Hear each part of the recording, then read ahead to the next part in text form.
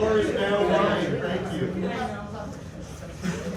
Typically at 9 o'clock, I close the door, and if you want to get into class after 9 o'clock, you have to knock, and I may or may not let you in. If you're early stages of your career, there are very few things you have control over. One of them is being on time, so we try to stress that.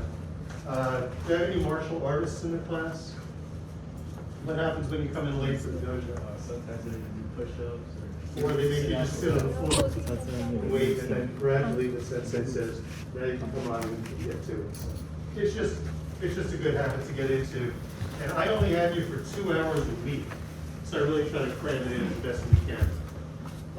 Welcome to Entrepreneurship and Biotechnology. I don't know about you, I am thrilled to be back in the classroom. There's nowhere I'd rather be. I do it part-time.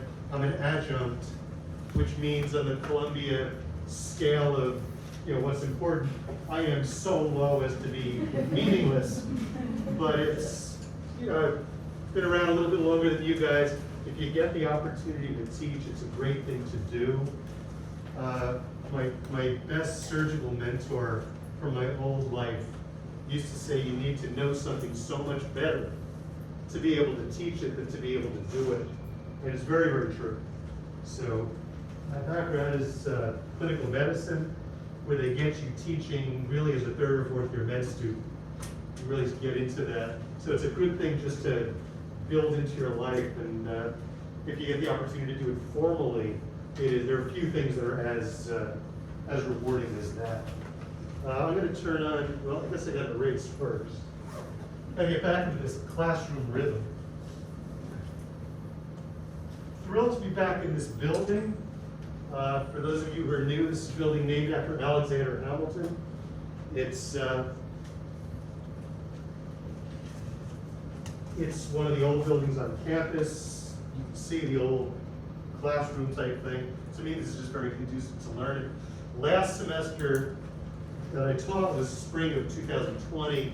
They put us in this dungeon basement with no windows, which was better than nothing, and it was definitely better than remote, which we went to midway through the semester, but so be it. Anyway, welcome. As you can tell, more people are registered in on the wait list than we have room in the classroom for, and I apologize for that. I've taught this class with as few as 7 people and as many as 415. The class size of 40 is really optimal. I try to make it very interactive. When the class was super big, the good news is I had probably 200 plus people that I taught a lot of things to. The downside is I had 200 plus people that were just completely out to lunch. That I lost, and it just wasn't good for me, wasn't good for them. So we've kind of gotten down to this. It's unlikely I will be, unless I have a lot of people drop, which is fine. It's like I need to shop for classes, which is a good thing. I will take people off the wait list as I can. I don't know if I will be able to do that at all. This session today actually is designed partly for people that will only be here one day. I try to get you, hopefully get a lot out of the class quickly. So some of you can just say, okay, I learned enough, and that'll be that. So we'll go from there. One other stupid, dumb thing. This is the first time I've ever taught with a mask on, and I was kind of blessed or cursed with a relatively soft voice. So modulating is going to be weird. So sometimes it'll seem like I'm yelling at you. Other times, if I'm talking too soft, you can't hear me, and I'm not projecting, please tell me. Okay, we're working together on this. When I went to med school, University of Pennsylvania, the nurses were all trained at Penn Nursing School, which is one of the finest educational institutions I've ever come across. Nursing school at Penn is amazing. The first thing they teach you in nursing school at Penn is not to take any crap from doctors. Second thing they teach you is definitely don't take any crap from med students. When I was scrubbed into the OR and I had a mask on, I was always too soft. and I'd have to ask for a scissor or something, and I'd say scissor, and the nurse would say, what? And I'd say scissor, she'd say what? And I'd finally say it loud enough for her to hear, and she thought I was yelling at her. It took like a year until the imprint of the scissor on my palm, because they used to push it so hard in there, because they thought I was being impertinent. Anyway, so we'll do our best with the masks. Maybe in some perfect world, by the end of the semester, we'll be able to take them off. But we'll just deal with it. You know, we're going to be true entrepreneurs and be resilient here. This is week 1. A little bit of housekeeping. Is there a way to, I guess there's no way of moving it down so close to me now. I'm trying to rely less on slides this time than previously. So this is our classroom. We have it for 2 hours. Given my esteemed adjunct status, I do not have an office. Office hours start about 11:30. Usually after a class, I need to check in with my mothership for my day job. Hang around the class if you want. If you want to sit and talk and have questions, great. I will hang around as long as needed. If the classroom is empty, terrific. If it's not, we'll find one. If it's not, we'll go outside. Because we'll make it work. This is the way we've done it in the past. So I'll stick around, really just as long as needed. If you've got something you really want to discuss, and I know a bunch of you, especially the biomedical engineering troublemakers in the class, have a class you've got to run off to right afterwards, we'll work something out. You know, it's like, you've got my email address. I am here to serve you, not the other way around. So anything I can do to facilitate you're getting the most you can from the class, let me know. Now, this is a strange class insofar as I'm trying to adapt teaching entrepreneurship to a classroom. The classroom is the least appropriate way to teach entrepreneurship. Entrepreneurship is reactive, it's broad-based, it's not conducive to a schedule. It's not conducive to giving you a list of things to learn and then in a formulaic way evaluating how well you learn them. That's not what we're here for. So I tailor the class to match that. I'm teaching not only material, not only facts and things of that sort. We're teaching a mindset.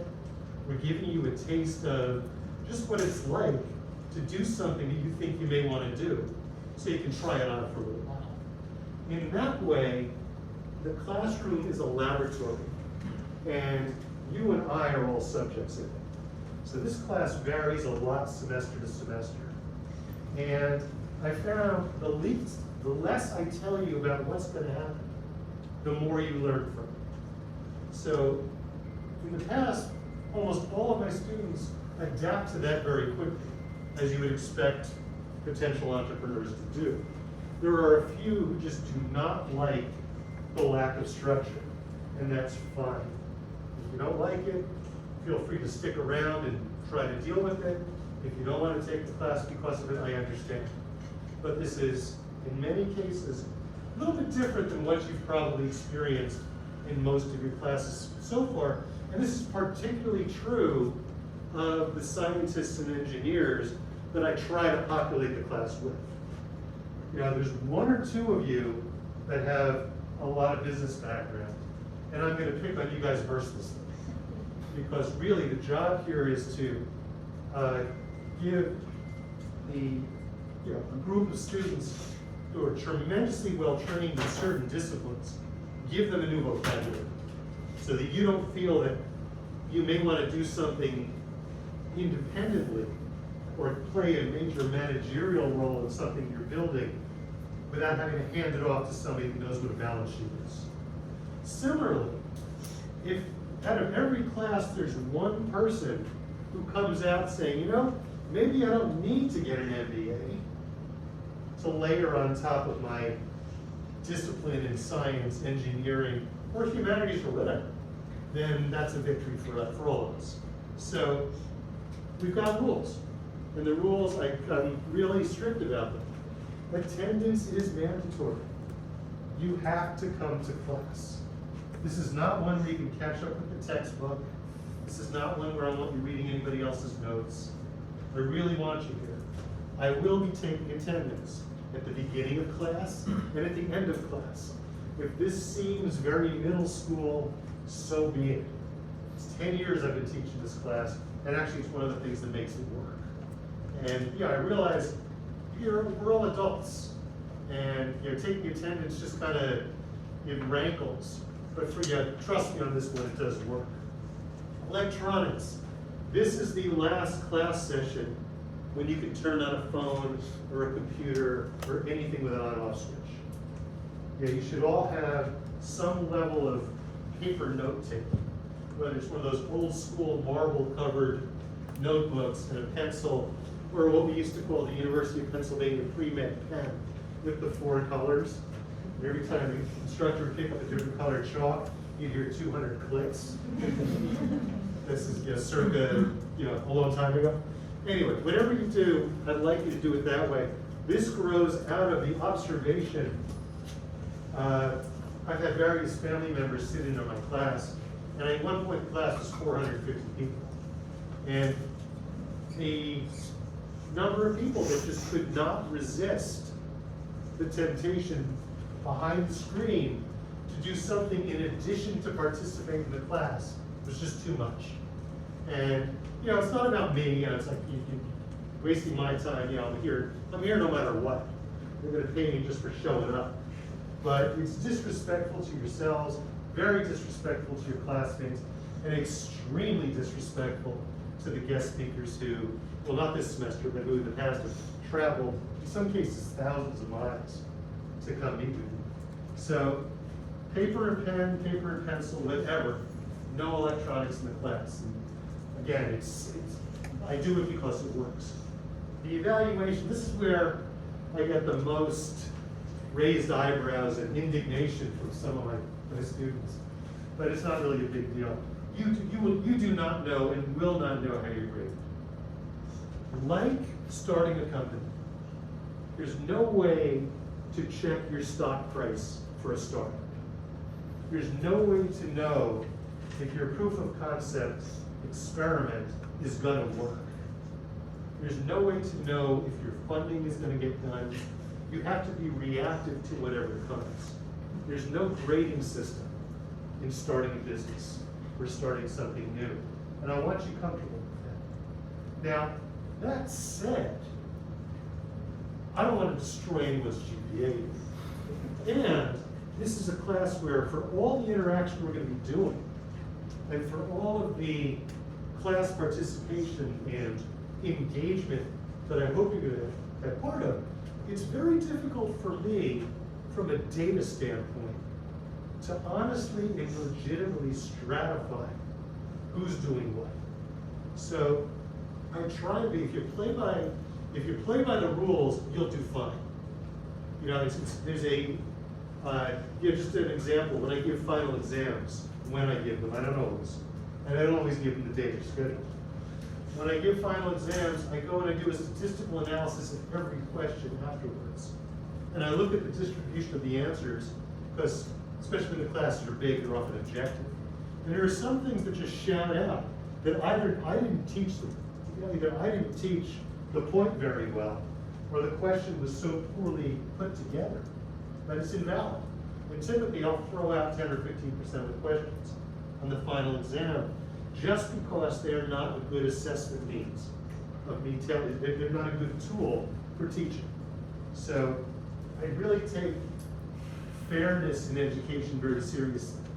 But on the same hand, I want to be true to what we're trying to teach you. So you don't have a strict syllabus, you don't know what to read in advance unless I tell you. You may have assignments, you may not have assignments. I may pull something out of something you said earlier in the class to ask you to expand on it 4 weeks later.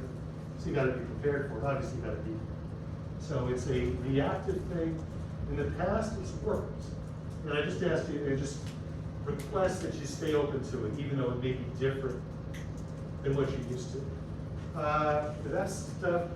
Barnard, I think we've ironed out all the problems with Barnard getting credit for this class.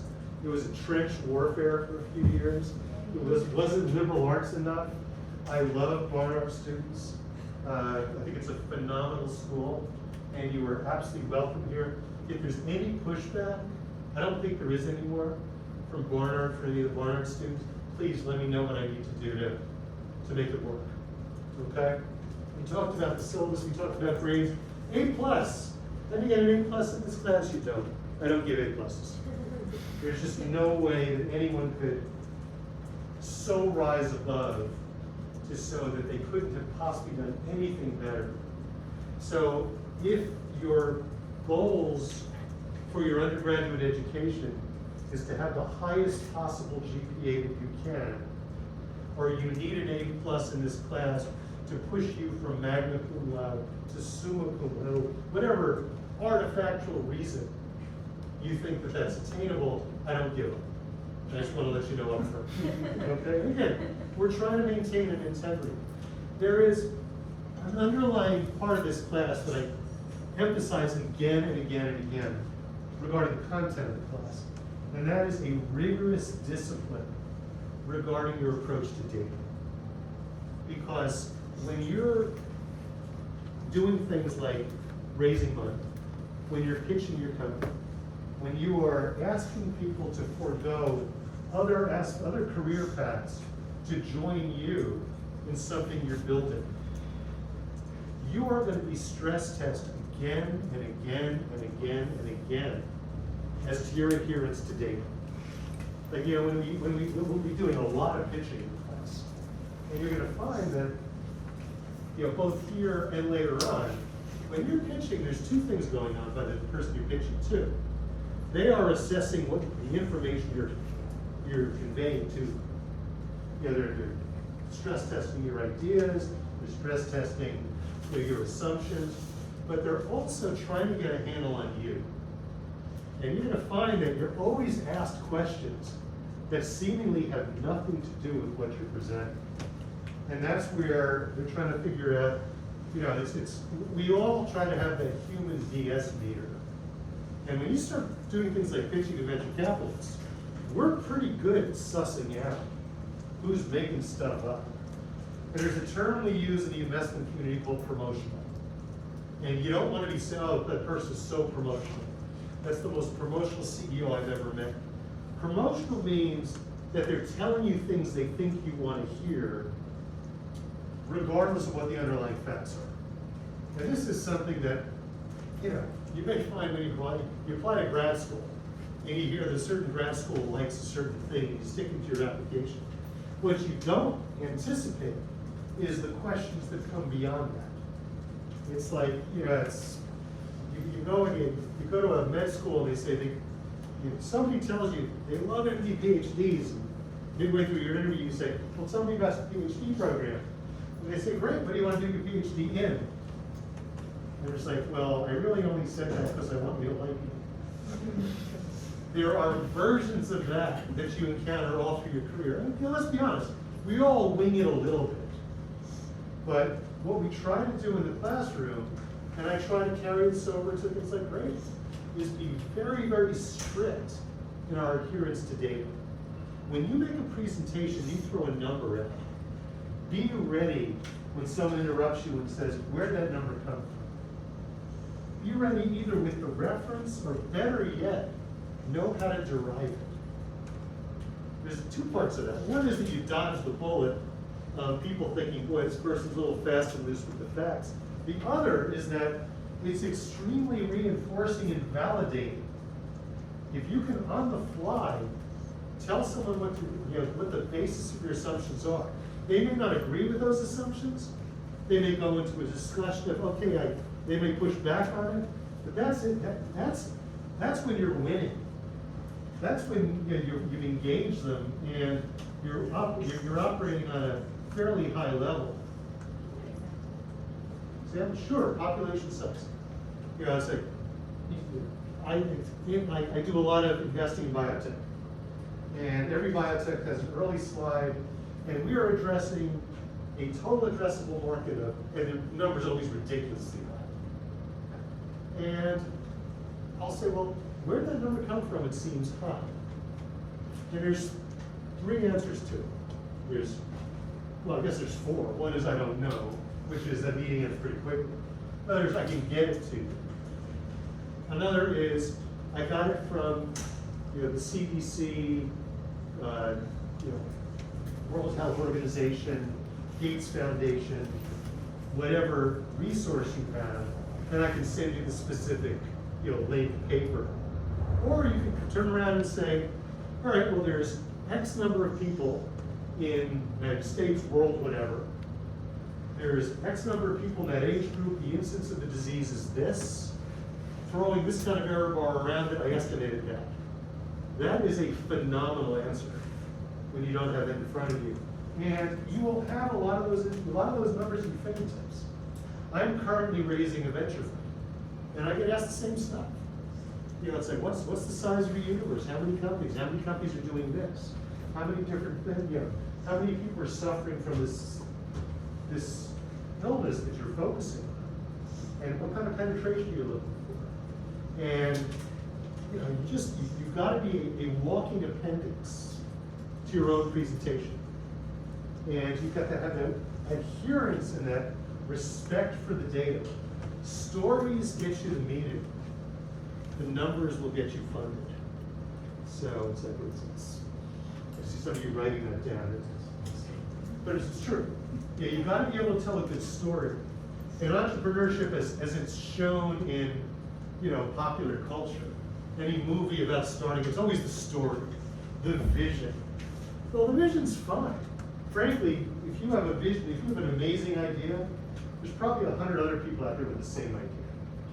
What we're trying to figure out is, are you the person who can execute it? And when we get into the kind of formulaic way we do pitching, we're gonna focus right on that. And there's a best practices way to do a lot of this stuff, and we're going to be addressing that from the point of view of somebody looking at entrepreneurship and organization formation from the outside.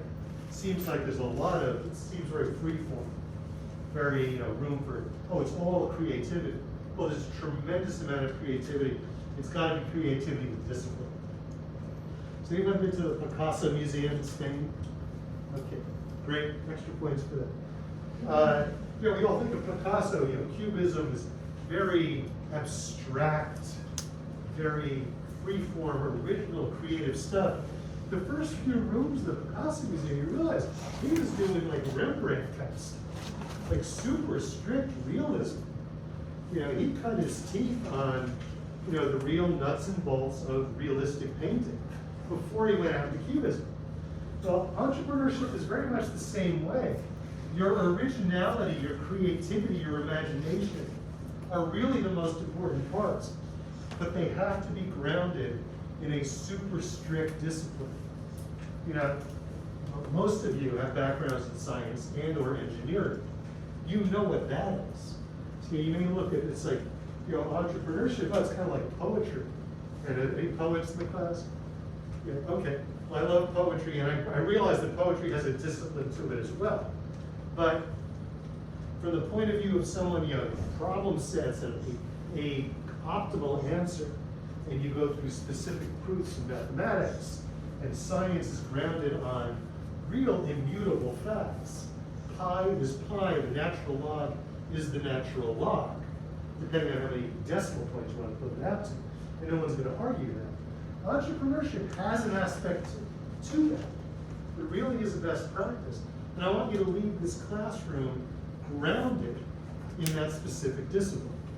So if I'm going on and on and on about this kind of almost worshipful respect for data, if you leave with nothing else to that, then we've gotten a lot accomplished in this class.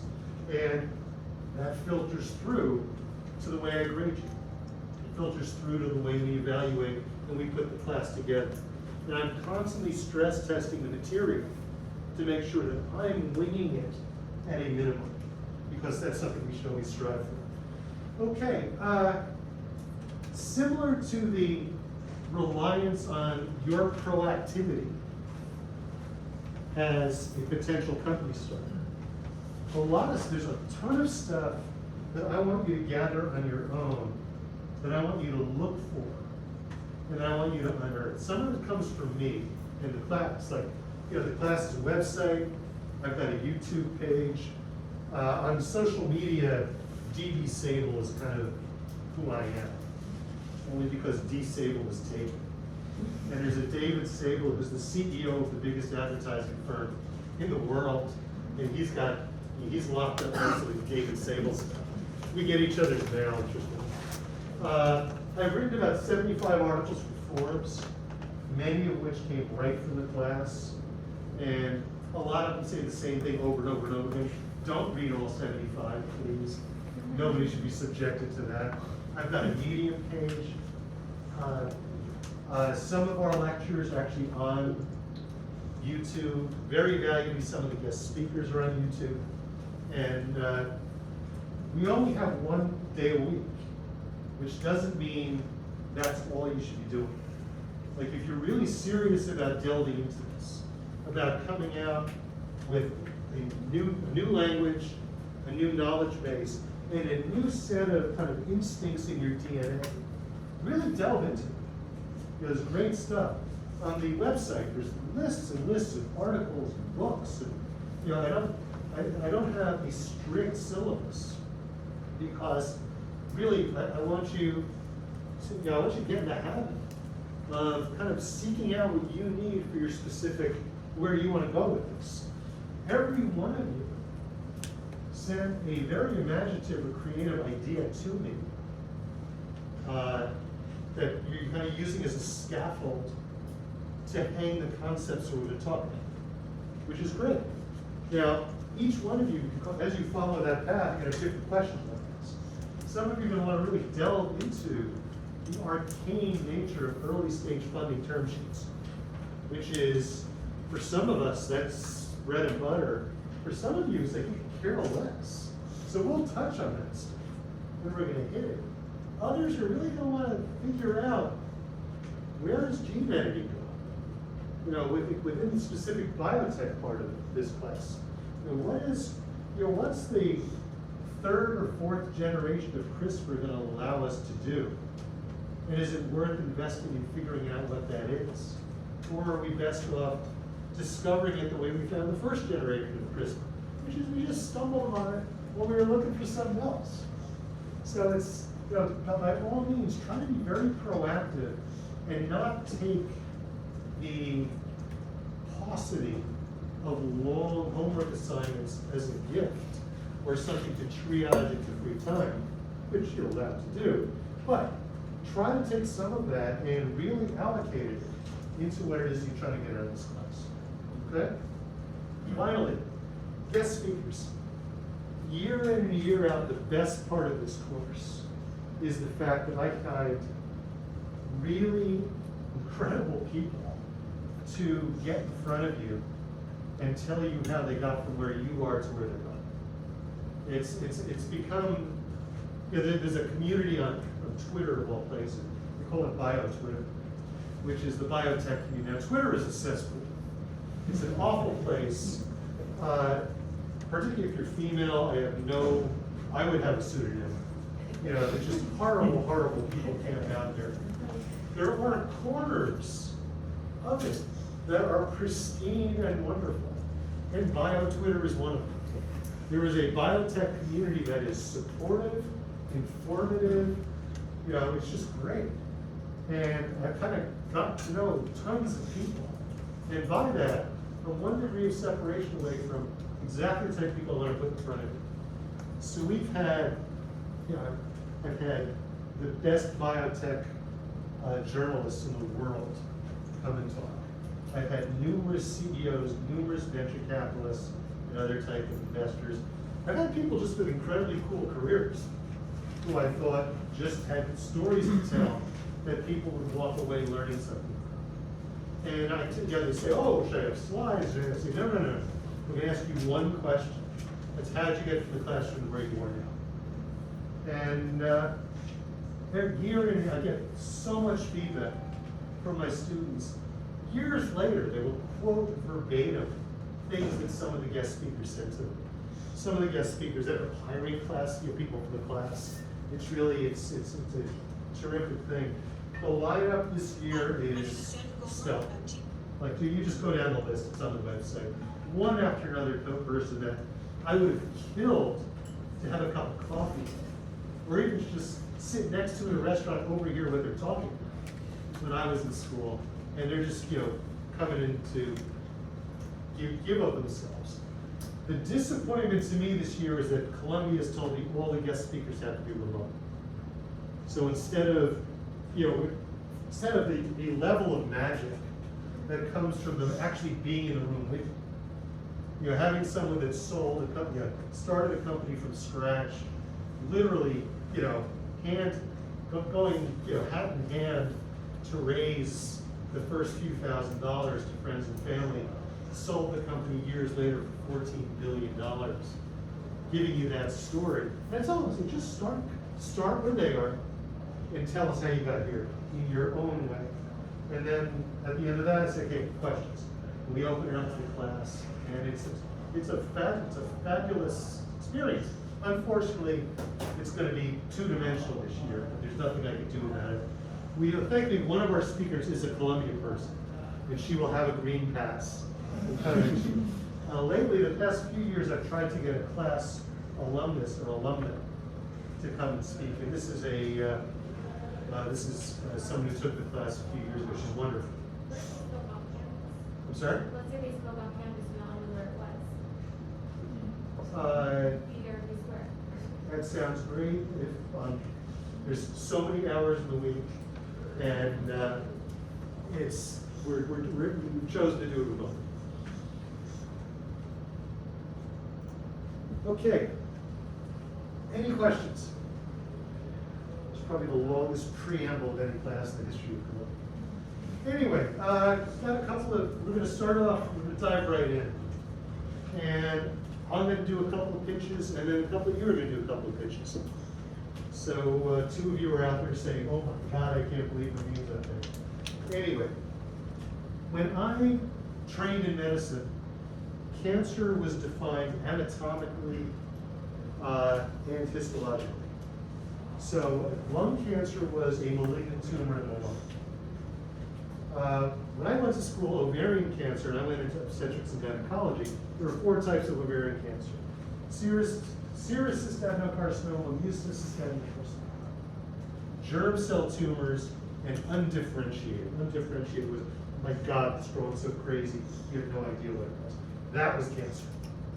Now, you've heard the term precision medicine, and one of the things that has always been my North Star in trying to think about innovation and entrepreneurship is looking for areas that we can go from analog storytelling to digital data analysis.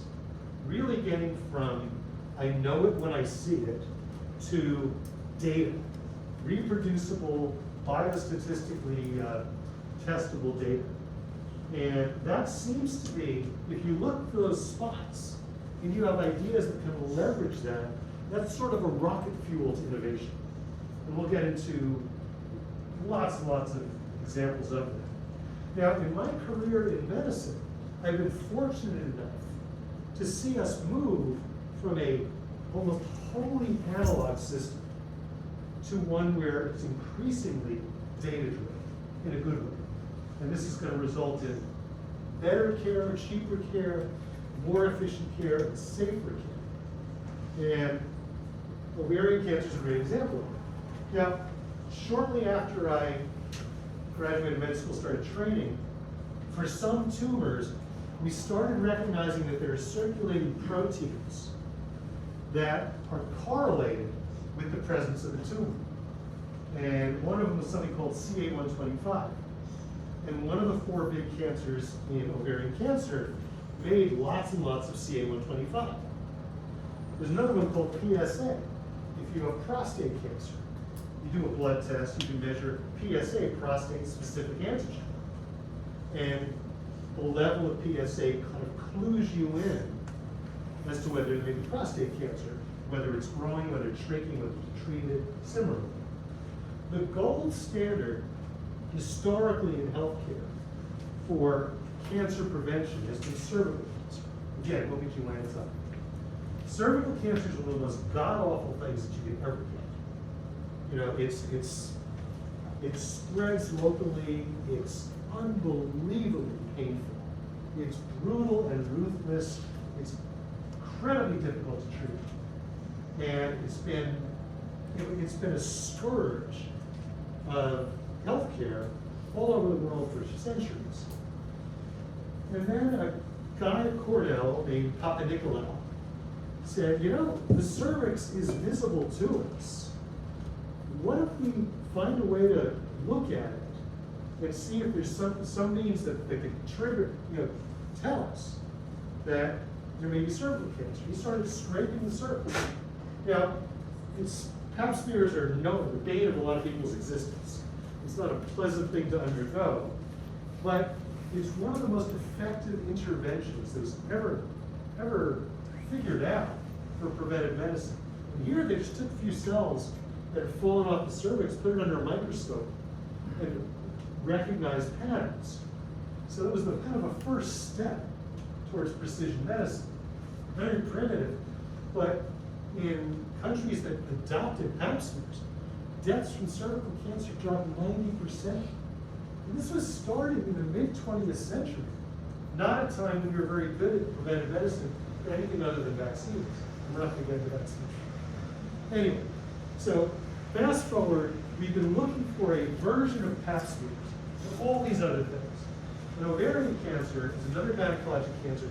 Problem with it, there's very few symptoms as you develop it. And once the symptoms become marked and bring it to the doctor, it's usually spread so far that it's very, very difficult to treat. So, CA-125, is this the Rosetta Stone? Is this going to translate ovarian cancer care into a digital era? And so, starting in the 1980s, 1990s, into the 2000s, we tried to exploit CA-125. So, in 1995, Sam, I've got an entrepreneurial bent, and there's some early work being done on something like biospecific antibodies.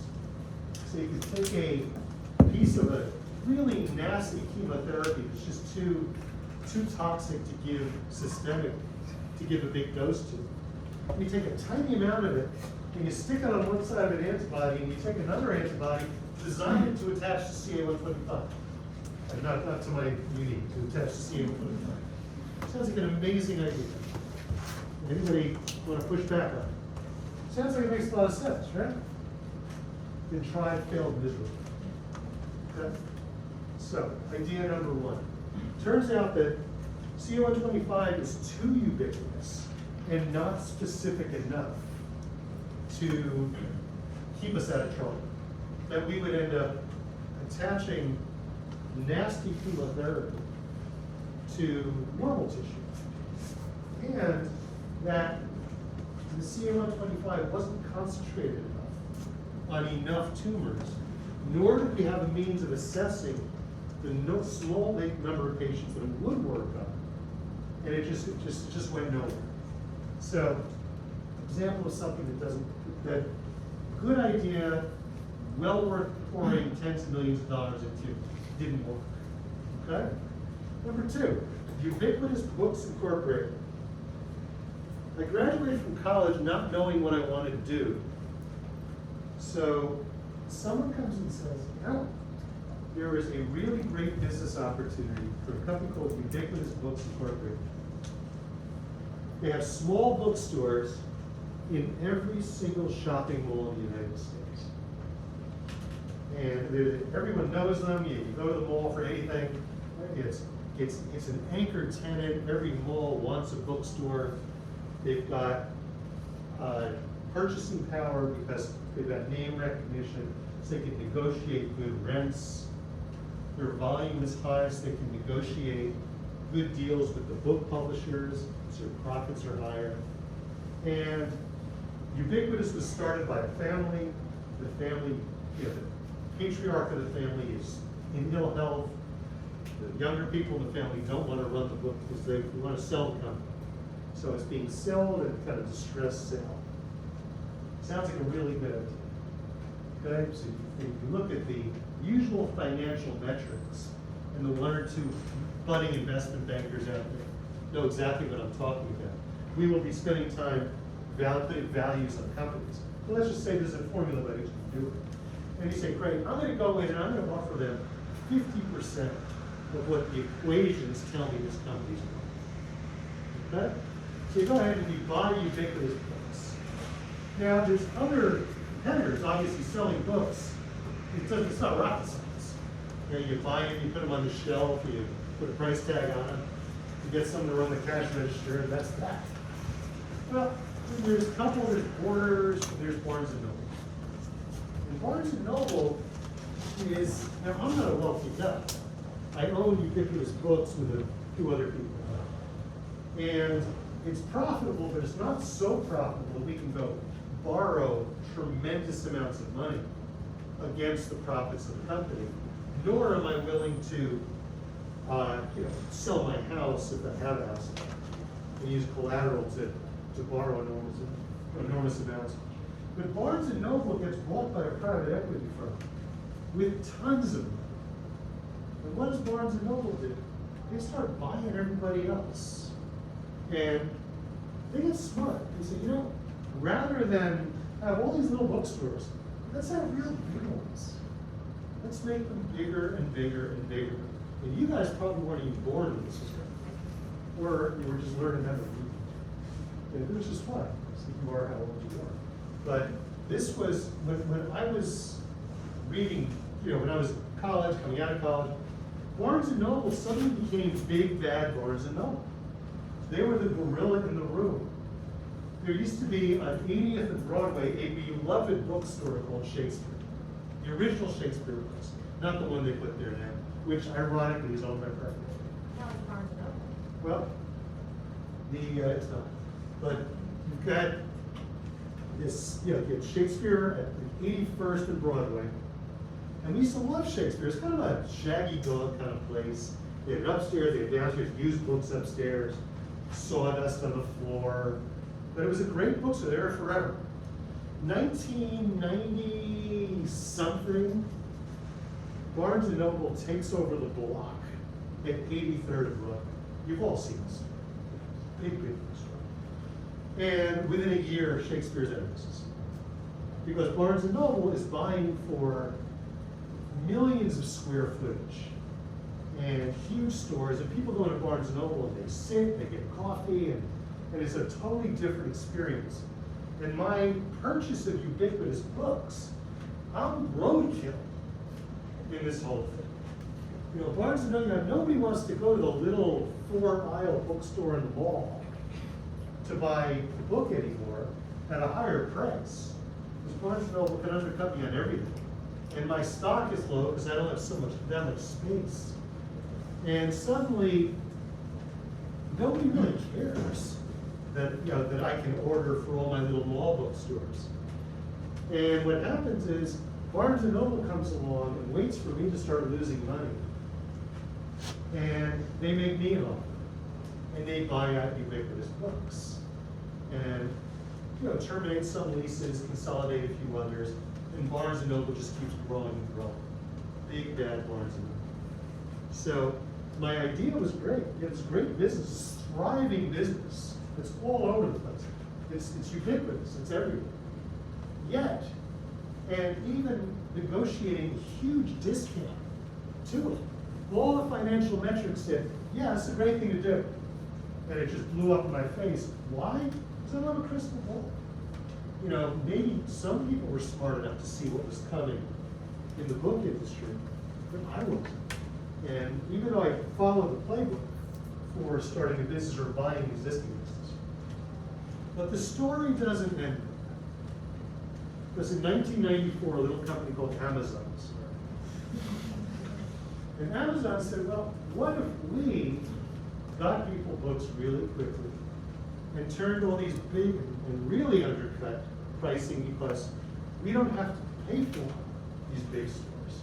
What if we just send books to people and we turn the big Barnes & Nobles into Amazon showrooms?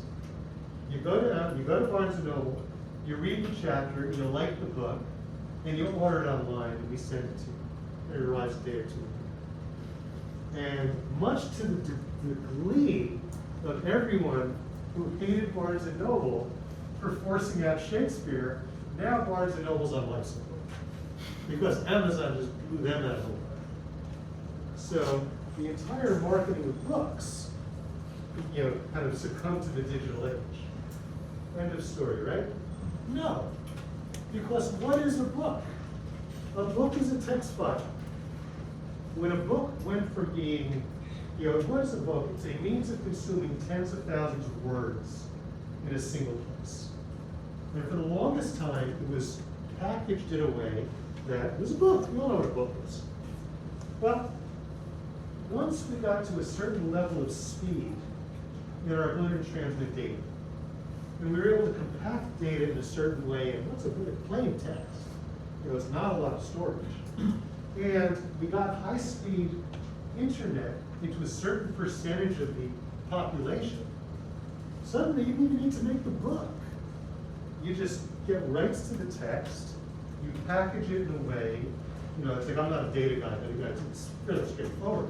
You package it away, you can just zip it back and forth, and anybody making their living predicated on the assumption that the desire for physical books with the cover and the paper cover and the picture of the author on the back really is, you gotta shake those assumptions. They just don't work together. Okay? Now, for every bad story like this, or every apocryphal story, there's good stories. So, but we're gonna tell lots and lots of stories as we go along and flesh out the decision-making process at the time of starting and at the time of developing, and even at the time of exit. We can cover a little bit of that. Now, the core of what we're going to be doing in class is going to be pitching. And I was a terrible athlete in school, but I do remember, kindergarten, first grade, they didn't teach you to play soccer or football for my non-American colleagues here. They didn't teach it by immediately telling you what a forward did, what a striker did, and teach you how to do headers and things of that sort. They kind of threw you on the field, rolled the ball out, and said, try to get the goal. So similarly, I am going to have you start pitching, and with the expectation that you're going to do it badly, just so you get used to starting. Okay, you guys are creative, smart, fearless in many ways, and I'm just going to have you start doing it without the expectations you have to be good at it. So you are free from the usual Columbia insecurity in a good way. It's a good insecurity, but feeling you have to excel.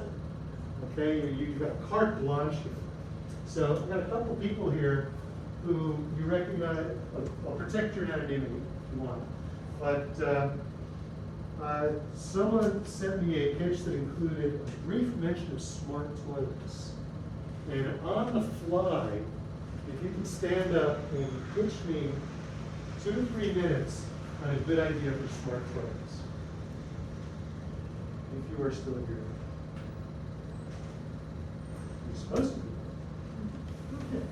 Well, while you find yourself, one of our classmates had a very very intelligent approach to the use of auto crash data. So, 2 to 3 minutes, please stand up and pitch us on what the business you want to build out. Sounds good. Hi everyone, Project through your mask. Yes, of course. Hi everyone, so I'm a 5th year PhD candidate in biomedical engineering. So hopefully we'll finish it in the next year and a half. I don't know, I'll ask my advisor. Basically, auto crash data. So my PhD project revolves around basically trying to make cars safer. So the problem that we're trying to address is that whenever, when you see like car crash tests on TV or commercials, you see the crash test dummy getting hit and all that stuff. The problem with that is a crash test dummy doesn't have brain, right? So it doesn't have the biological cascade of events that happens in brain injury. So I'm basically looking at traumatic brain injury for my PhD. I'm looking at the biomechanics of it. So what I'm trying to do is The problem is that when people get into a car accident, a lot of them don't die at the moment of impact. So a lot of them actually die maybe. Sorry, that's a problem, they don't die? No, I mean, no, they die. They die, no, they don't. Yes, they don't. Oh, Sorry. They don't die immediately at impact. Saying. Yeah. So they die like 3 days later, 4 days later, so there's a delayed death. So the goal of my project is to try to capture those delayed fatalities. So I'm currently collaborating with Honda, so I've been collaborating with them for the past 5-ish years in my PhD. And right now I'm trying to create a computational model that can predict that likelihood of delayed death. So ultimately we want to give the customer basically saying like, okay, if you get in a car accident, 50 kilometers an hour at a side impact, you have a 30% chance of dying. So that's the ultimate goal. That's like the output I'm trying to get. Obviously, there's a lot of math, there's a lot of physics, computer science, everything in it. So the incentive would be to help car companies like Honda to be able to say, oh yeah, our cars are much safer now. Like we can basically address head injury. We can create safer cars, and hopefully that would cause them to increase their sales. Good. If you had to boil your project down to 5 words, what would it be? I'd say 5 or less, or 6 or less. I'll give you an extra. better way to predict injury outcomes. That's it. That's it.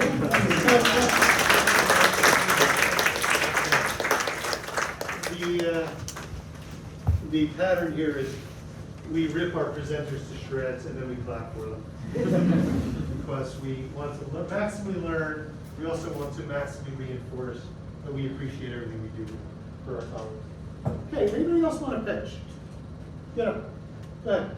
Well, you can do it from seating. It's Oh, sure, I'm happy. whatever, just No, project. I also use my cane as a presentation tool. Hi, I'm Sable. I've been working on a company in genetics. Has anyone here done genetic testing before?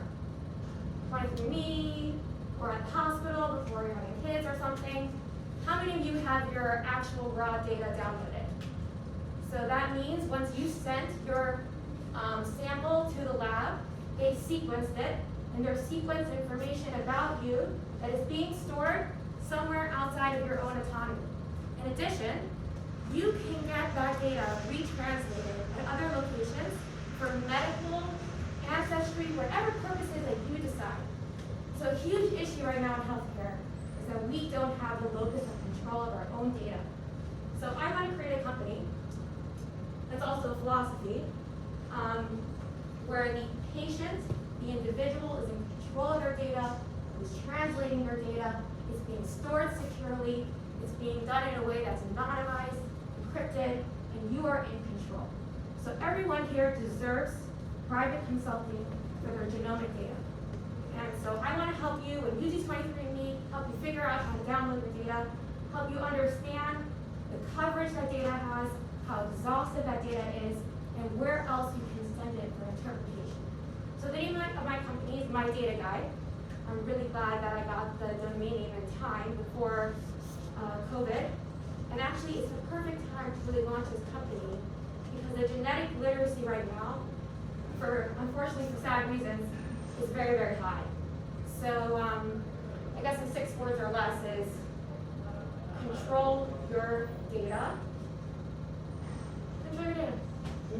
Genomic data. Who does the interpretation of data? That is a good question. Usually at private companies like 23andMe, Oh, your company. Oh, so my company is a vessel. My company is help you decide where you want to send your data for translation, right? So when you send your sample off, this is your DNA, right? So what happens is you start with the swab, start with your cells. Sorry, that's a really bad swab. It gets sequenced, and then it gets sent for interpretation. And then usually this is all done in one house. It's usually all done at 23andMe or at the whatever it is. But I want you to take control of the middle step. And you can download your data, save it securely with me, and I show you all the houses where you can get it interpreted. So it's more like me helping you control the process. So you're not stuck at here, or you're not stuck there. How much do you get charged for that? So, in all the entrepreneurship classes I've taken, you want to make sure that you're starting with a problem that deeply relates to humans. And having worked with patients who do not know the control of their data, so like I have a friend, for example. I get that. Okay, yes. Where's Answer the price question, come Sable, from? answer the question. Where's the price come It's from? going to come from subscription. Because I need, because I'm a believer. Good. How much does the subscription cost? And how do you derive it? Shoot, I left my business plan at home. Okay, so, Sable, I'm not going to answer it on the fly because I'm going to do a bad answer. But I would guesstimate, if I needed to, probably $25 a month. Okay, let's see.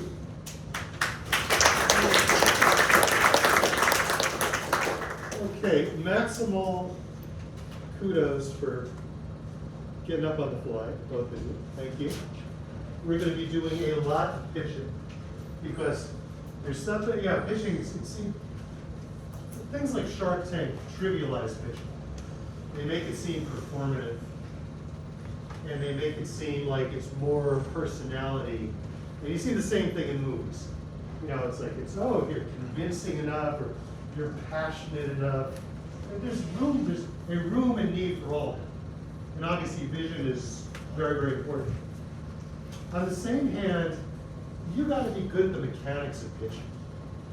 Now, you can be as passionate as hell. And you could be, imaginative, creative. You gotta know the mechanics of pitching. And it goes beyond just starting a company. You really, we don't have formal sales training in higher education. It's kind of below us. But I don't really mean that. There's nothing, sales is an honorable way to make a living. But it's not something that's part of a formal education. And yet, being able to take a thought from your mind and place it into somebody else's, being able to share a vision through your communication is, I don't care what you're doing, you need to know how to do that. It's something that will always benefit you. Question back. When we hear pitches, do you want us to ask questions of the person, or? is it- Sometimes. Okay. We're going to set it up.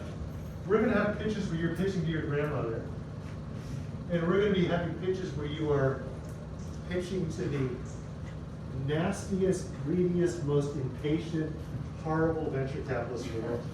So I will set you up, and I will tell you guys what persona I want you to pick questions. So, because I want you used to all different types of settings. And it's, again, it will be nice. So, we want to really vet you through it. Okay, other questions? So the pitch is very, think of the pitch almost in a spiritual way. It's not, this is not Shark Tank. This is not performative. This is really, it's a means by which you are going to get very important ideas and you are going to share what's really the majority of your professional life with the people that you need to recruit to work with you in some way. Either to fund you, to work with you, to become your customers, to become your sponsors, to believe in you, to talk about you. And you really need to have to figure out how to communicate your company. And it's not quite learning to be a concert violinist, but it's a real technique to it. And like music, you need to practice. And we're going to be doing a lot of that, okay? So get used to it. Now, a lot of people here, hopefully not too many, aren't going to be able to take the class because we don't have room for them. And some of you, for very legitimate reasons, are deciding, I want to take the class, all of which is good. I want to give you a bunch of the stuff either as a preview or some of the things I want you to walk away from starting now. So we're going to give a little bit of a broad view recap. Sometimes I get asked to give a talk to some group or another, and they essentially say, well, just give your class in an hour. It's like, okay, that's easy. So, but there are a few things I really want to discuss and get you used to. And the first one we mentioned already, and that is to respect numbers, to know them, to, as Sable just did, it's like you've got a price in mind, you've got a pricing mechanism in mind. How are you going to derive it? Well, it's really cool. No, this is rhetorical. Okay, sorry. So, there's a case study that I'm going to give you guys later on. There is has anyone been to Martha's Vineyard? It's one of my favorite places. You got Edgartown and you got Chappaquiddick, which is a little island off of Martha's Vineyard. And there's 527 feet between Edgartown and Chappaquiddick, and it's water. And there's a ferry that runs back and forth. When the ferry runs, it takes about 45 seconds to run the ferry. The ferry can fit usually 3 cars on it, and a number of walk-ons, and a number of bicycles. And there are certain costs to running the ferry. A certain number of people need to be there. There are certain regulatory parts of it. It costs $25 for a driver. It costs $14 for a driver and a car to get on. It costs more for a truck. It costs another $4 for each passenger. It costs $4 to walk on, extra $2 for a bicycle. You can tell I like this guy. And there is a value that we should be able to place on this business. And at some point, I may say something like, tell me how much this company's worth. It's for sale.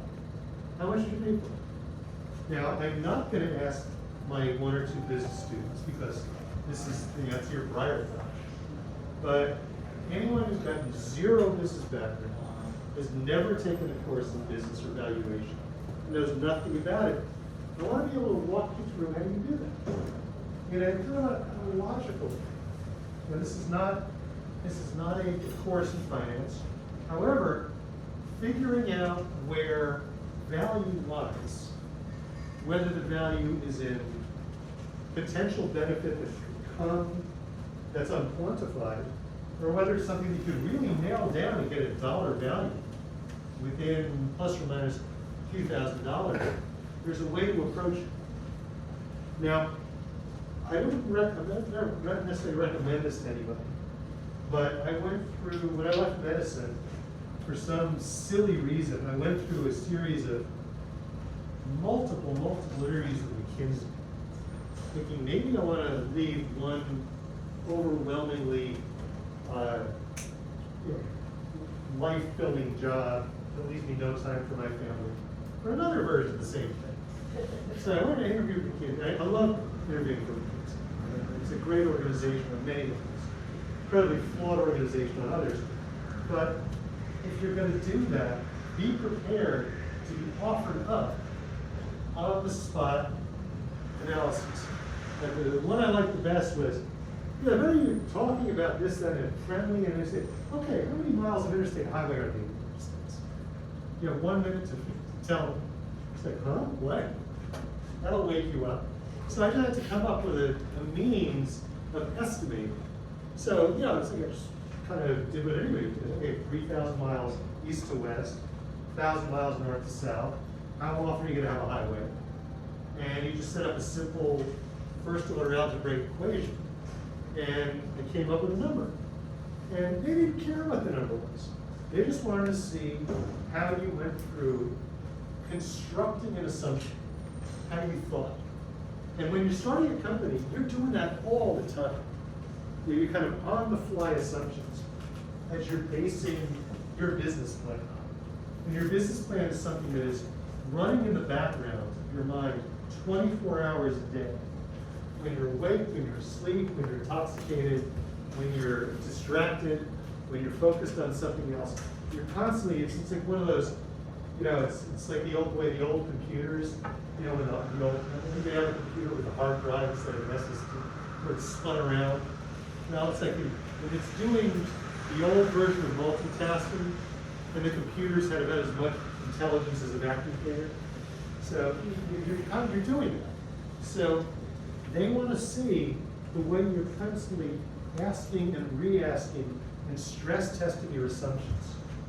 And it's something that it's a talent, habit, whatever, that you just want to get used to. Because whether you start companies or whether you do something completely different, it's a great thing to always really beat yourself up on all the assumptions you're making, that you're basing your actions on, that the outcomes are predicated on. Make sure you don't just keep blindly accepting them just because they make sense. Because what you find, particularly in science and engineering-based entrepreneurship, is that the facts will catch up to you. And your assumptions, even if very, very intelligent, are things that just may not be true. So when another data point comes in that's counter to what you're assuming, don't assume you're right and it's wrong. One of the core tenets of succeeding in starting something new is finding a time when you're right before everybody else is. But you really want to push back on the blind faith. Since the idea made a lot of sense, January 1st of 2015, that all of the intervening events that really happen in real life, if they don't agree with it, they're wrong and you're right. And it just becomes something you get used to. Now, what do you start? How do you make this stuff up? How do you, on the fly, start to try to piece this stuff together? What are these called? The laws of large numbers. If you ever watch the news, which is a frustrating thing to do, but there's a pattern that you see with newscasters. Whenever they use the word billion, when they're talking about money, they pause. And they say it's estimated to cost $5 billion, or whatever the number is. And the message being that it's a really big number. And if you ask anyone who's listened to the newscast, no one will be able to recreate that number, but they will know that the message was that it was really big. We all do that. And what you want to do is you want to start replacing generic big number with real numbers. So you want to start with some real numbers. Start with have some denominators always in your mind. Okay? A couple denominators. What's the population of the world? How many people are in the world? About 7.8 billion last time I looked, which is last time. What's the size of the world economy? Now, there's different definitions. You can carry purchasing power versus nominal GDP. It's somewhere between 80 and 120 trillion dollars, depending on what your definition is. So if you just insert the number $100 trillion as a placeholder, you're 10 steps ahead of just saying, oh, it's really big, because it's got it. Okay? These are the kind of numbers you just want to have at your fingertips. It's the population of the U.S. About 330, 340 million. How many babies are born here? 130 million. Here's you start having these kind of just basic figures. Know the size of your universe.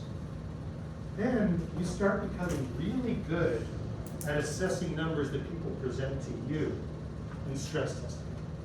I had a meeting yesterday. Somebody was pitching a new treatment for migraine.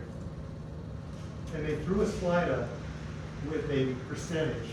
No, it was a pure number. And this is the number of people that receive prescriptions for migraine treatment. And I'm just sitting there looking at it, and I'm tilting my head. And he goes to the next slide. I said, "Wait, go back to the one before that." I said, "Are you telling me that 9% of everybody in the United States will be treated?" And we go, "Oh, well, no.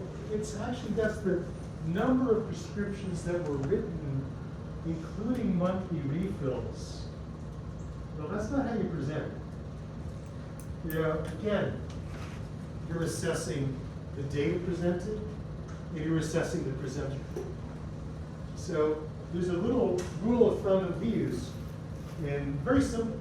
We get pitched companies constantly, and I mean slide decks that are like beautiful. These things would be hung in an art museum or something like that.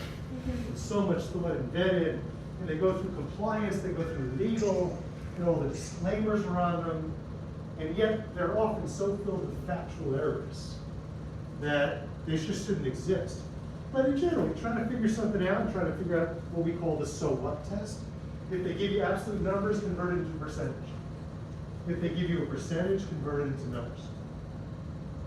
And it's a means of just taking a one-dimensional data point and making it two-dimensional.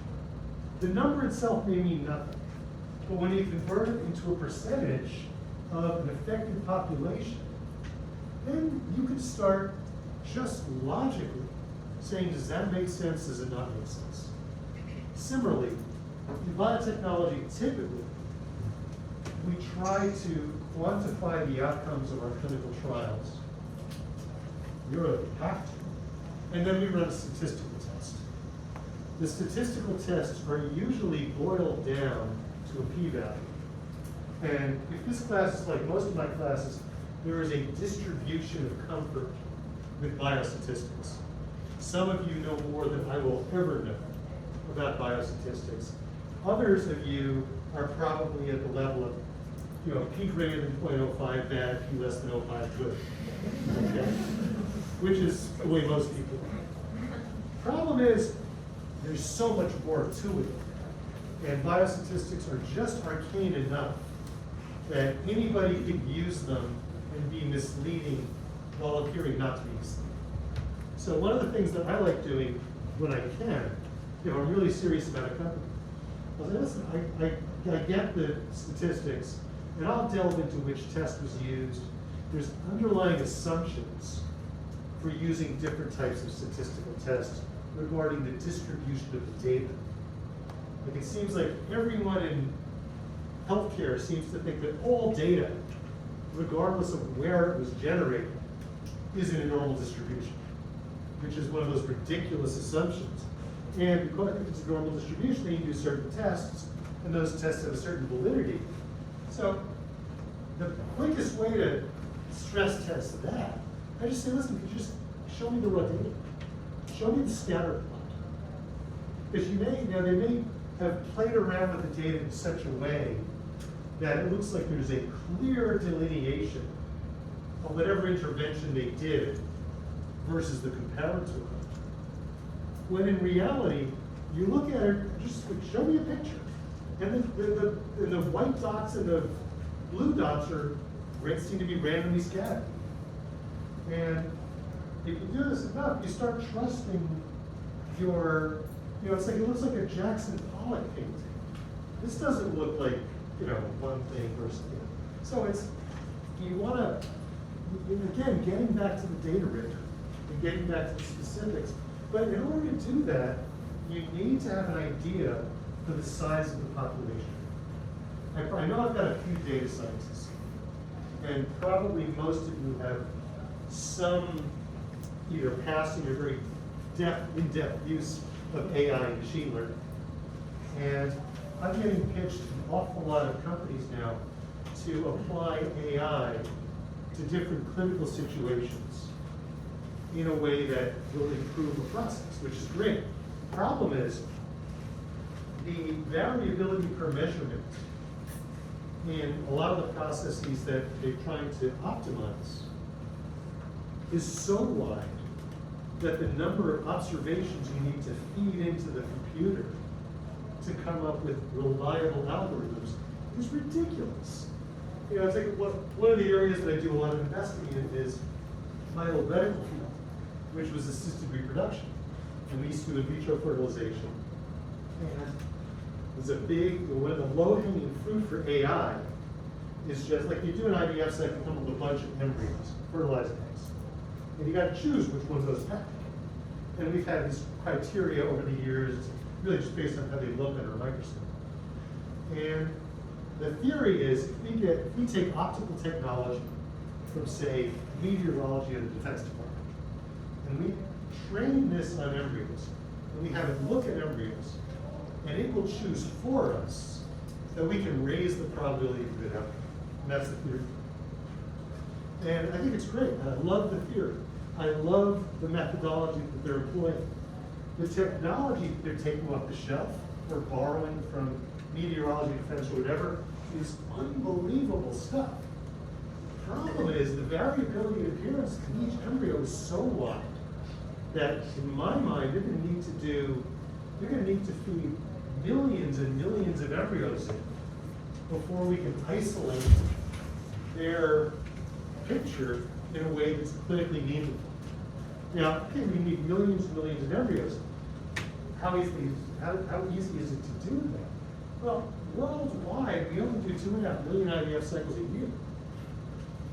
And you need outcomes because you need to see which ones turn into babies. Well, that 2.5 million generates 500,000 babies.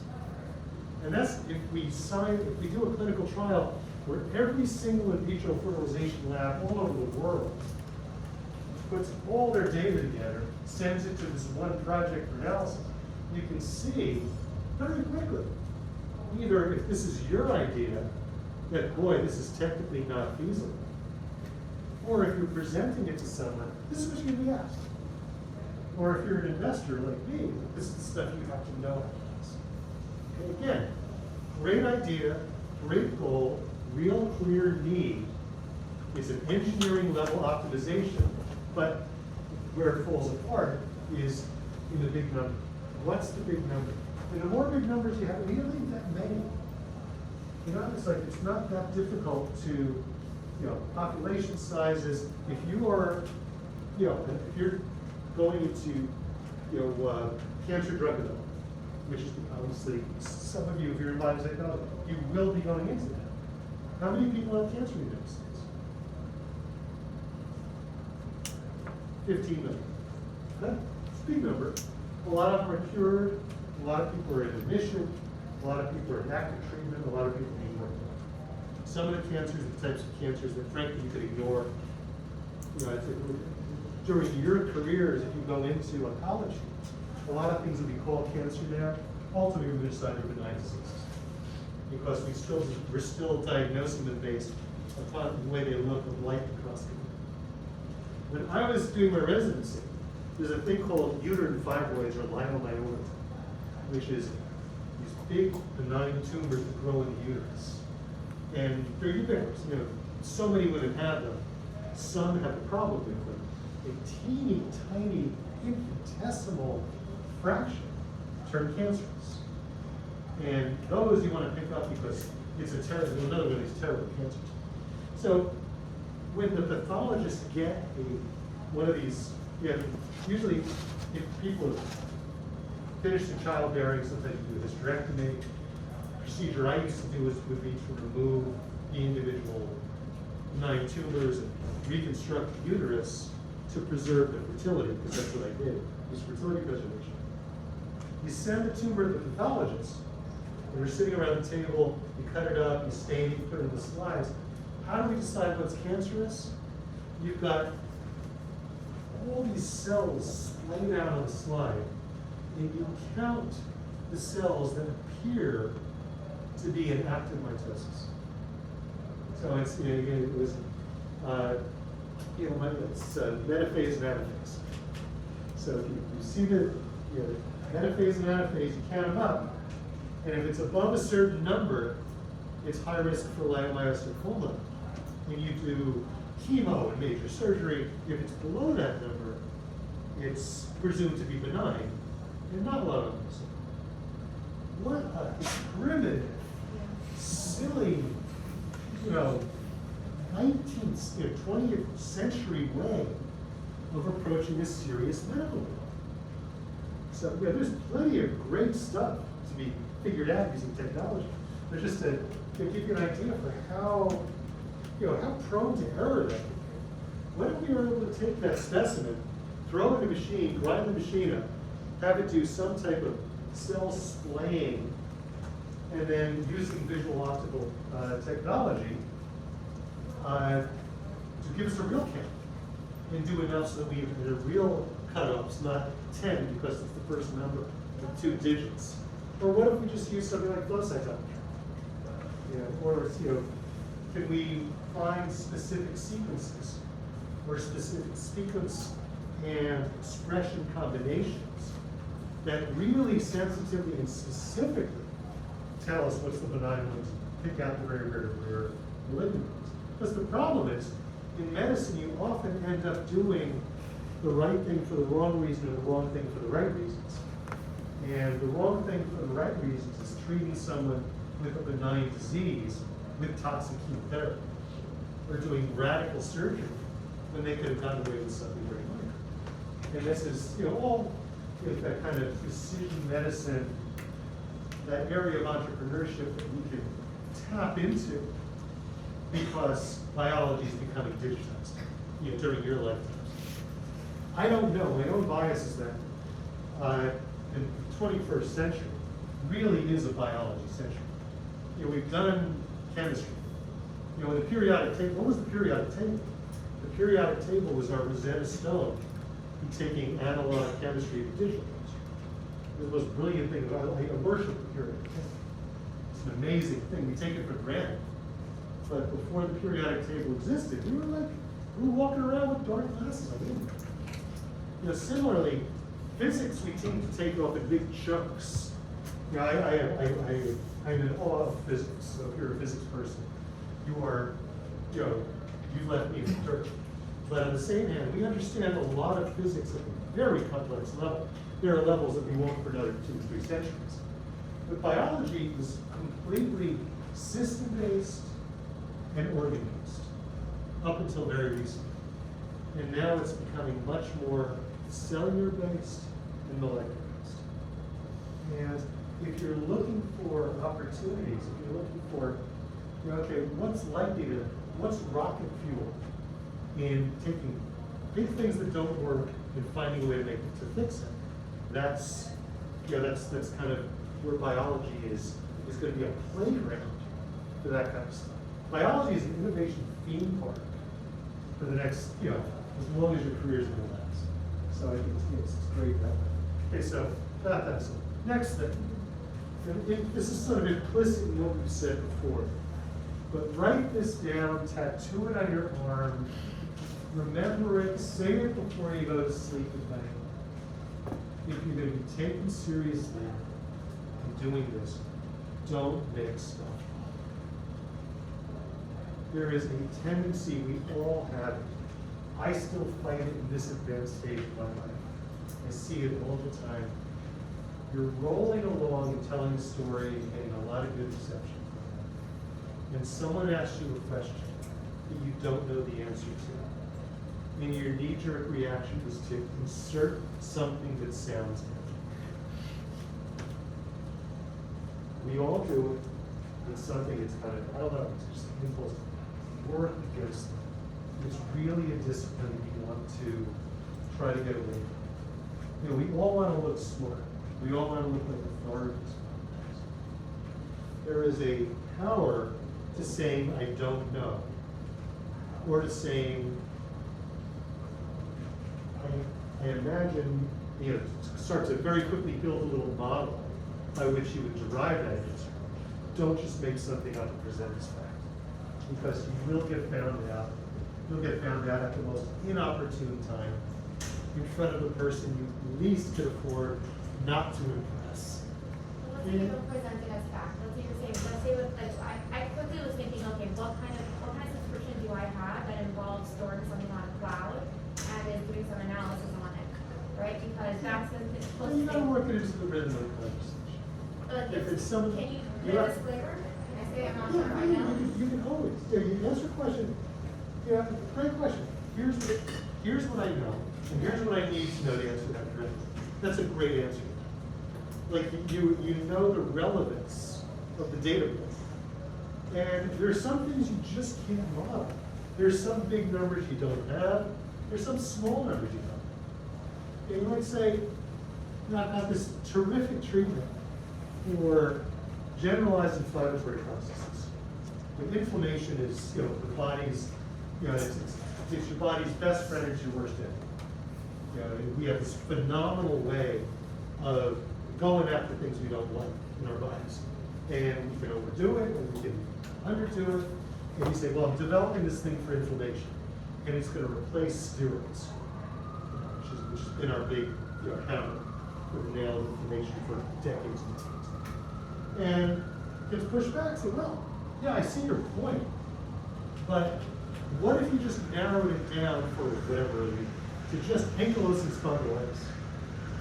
What do you think how do you think that would affect pricing or whatever?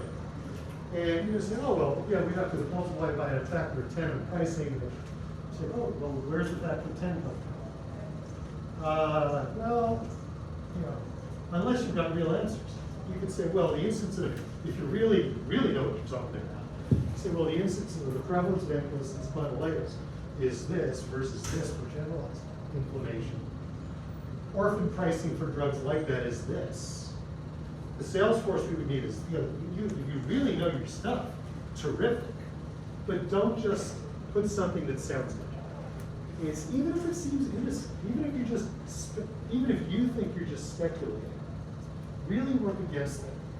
And it's a means of both of, it's a way of keeping your thinking disciplined, and it's a way of keeping your interactions at a very high level. Not even ethically. Well, ethically, obviously you want to tell the truth, but we tell the truth in a lot of different ways. One is by saying things we know are true. One is by not presenting things we're not sure of as things that we think are true. So if you just give how much you know and an idea of what you need to get to the finish line, that data point, that's great. If it's a question out of left field, maybe the best answer is just simply, I don't know. You could couch it with a good question. That always feels good. And to be honest, the person questioning you is probably maybe the best answer to expect. It's like we constantly are looking for reasons to distrust someone. On a given day, I have way more things to assess than I have time to assess them. So particularly when you're trying to get funding, the first thing you need to do is get people's attention, get their attention. You got to get them to take you seriously. If they have reason to doubt you, forget it. You can come with the greatest idea in the world. You're just not going to get past it. So actually, one of the problems with Steve Jobs is that he was, brilliant guy, phenomenal entrepreneur. In certain settings, he was just an awful person, and he would just, sprout things out, and people would. If they didn't like his demeanor, oftentimes they just didn't like the way he answered questions, because it gave you it turns out an inaccurate view of what his analytical process is. But why make yourself seem less smart than you really are?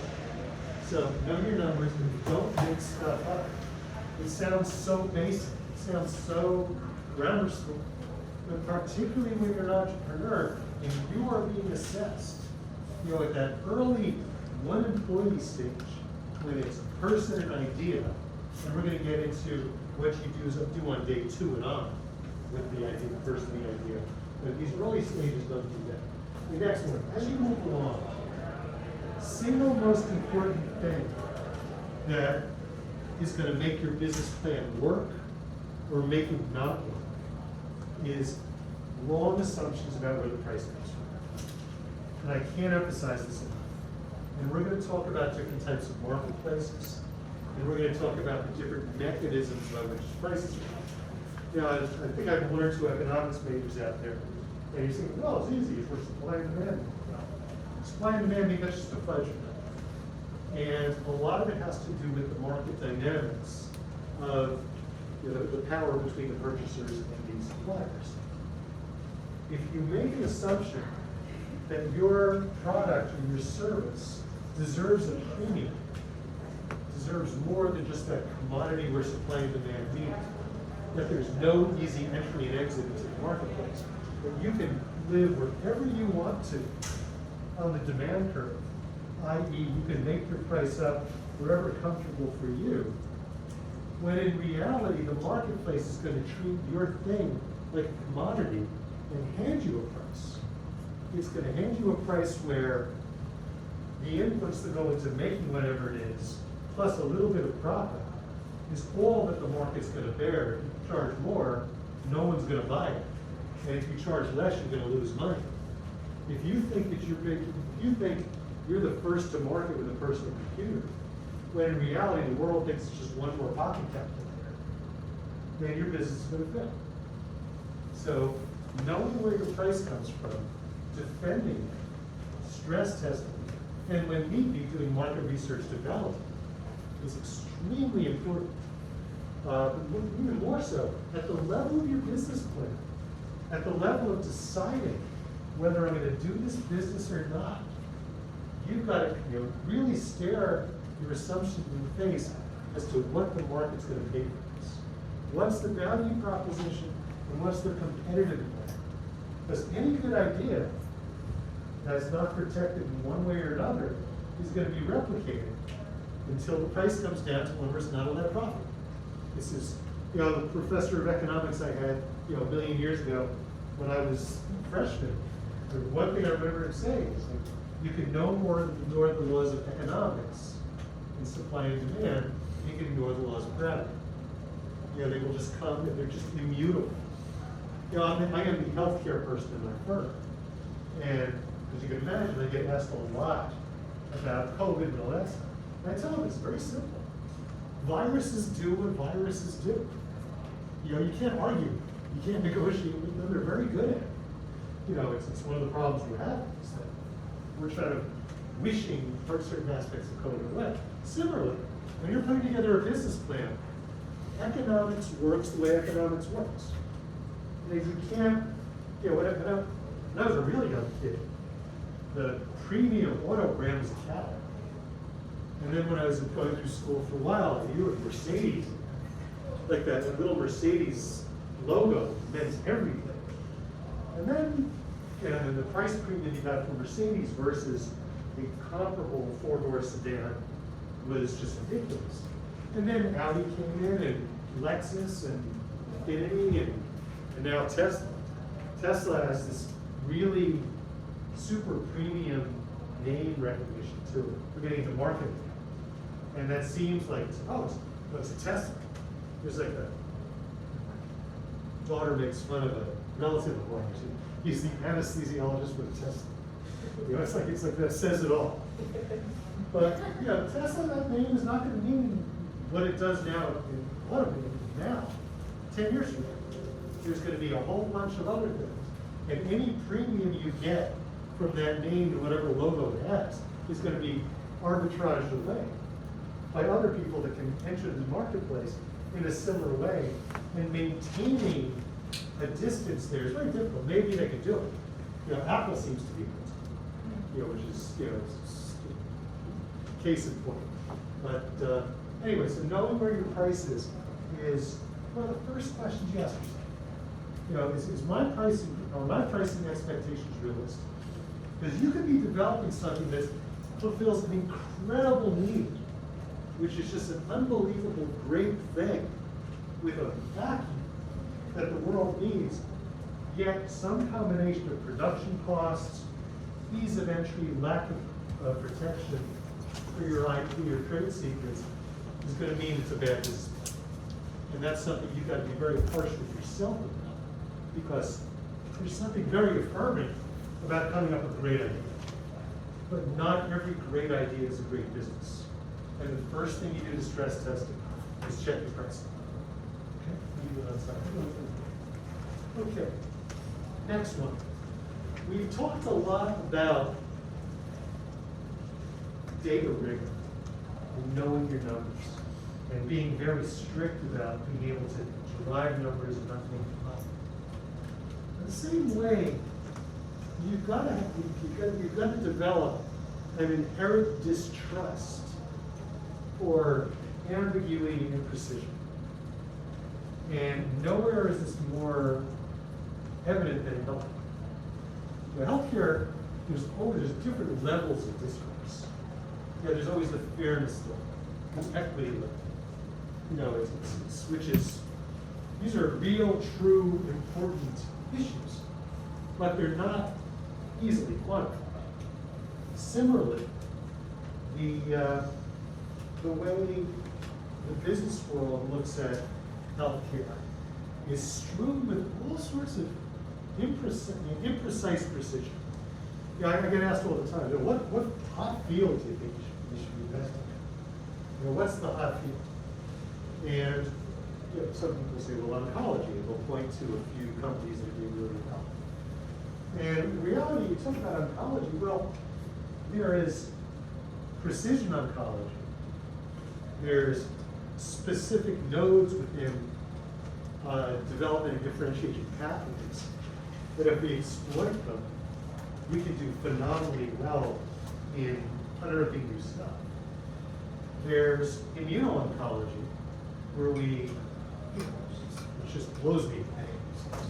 We just mobilize the body's own immune system, which is, through millions of years of evolution, is one of the most highly developed, most sophisticated things that not even humanity, like the universe has ever developed. The human immune system is just, it's awe-inspiring. It's so awe-inspiring that anybody that comes to me and says they really figured it out doesn't know what they don't know. It's just phenomenal. But those are those are extremely important areas of oncology. Yet there are still people working to make better chemotherapy. Now, what's chemotherapy? Chemotherapy is poison that, if you give it the right dose, has an acceptable therapeutic index, meaning we help more people than we hurt. Or the degree of hurt is such that, well, we'll put up with somebody losing 40 pounds from diarrhea and losing their hair and being prone to any type of illness that comes by, and we'll make them live in a bubble for a while with the hopes that, we can add 6 to 12 months to their life. So what part of oncology are we talking about? Make sure you see these categories. Try to be just stratified. What part of oncology are we talking about? Immunity, inflammation, these are very important areas, but there's dead ends within there, and then there's very specific things that mean a lot. It's like on my desk is something called a Bloomberg terminal. Bloomberg, you may have heard of as this guy who was mayor of New York for a while. But before he was that, he was a not particularly good data guy at Salomon Brothers in the 80s. When he got fired, he started his own company that had these terminals that took all the financial information, aggregated them. And now there's a terminal on every trader, broker, hedge fund guy, mutual fund person, PC, all over the world. $10,000 a month per terminal. Mike is one of the richest people in the world. But if you go on a Bloomberg terminal and you type a company in, it'll tell you the sector that they're working. It'll say sector, healthcare, subsector, pharmaceuticals or biotech, subsector, pulmonary, subsector, cardiology. Problem is, 2 times out of 3 of the categorization's wrong. Like, I have no idea how they decided to categorize these things. Similarly, in the economy, if you listen to, and I don't recommend doing this for very long, you go on CNBC or something like that, business press. And okay, the top story is the stock market is doing this, and this is what transportations are doing, this is what consumer discretionary is doing, and this is what this other sector of the economy is doing. And then you dig down and say, well, how do they get to these numbers? And it turns out some of the inputs are so scattered, so illogically placed, that the data is almost worthless. I worked with one guy, really a brilliant guy, named Rory Riggs. He spoke to the class a few years ago. He started several big biotech companies. He started a company called Royalty Pharma, which is essentially a private equity firm that buys royalty streams for drugs. It's like buying lottery tickets when you know what the payout is going to be, and then you discount it. And anyway, this guy really knows data analysis.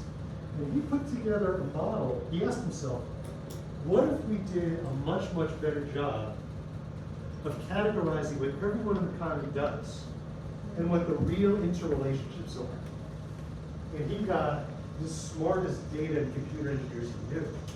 And I think they worked for 12 years building this model.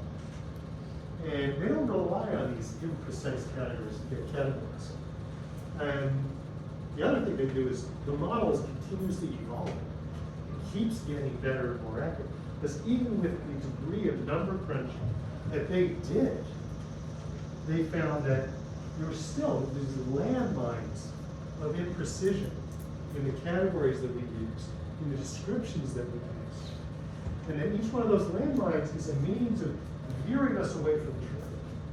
So as you're presenting something,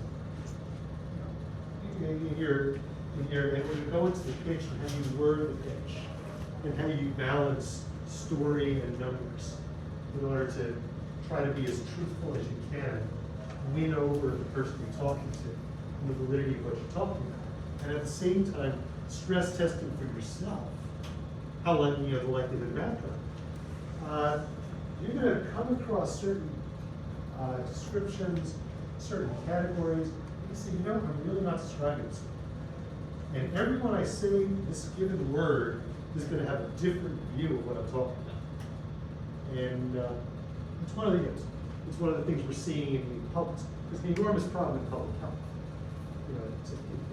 The messaging, without getting political, which I have no desire to do or be, but the messaging behind virus management has just so deviated away from the specifics that the same message can be received by different people. All of whom are intelligent, all of whom are rationally absorbing that message, and they'll hear something different.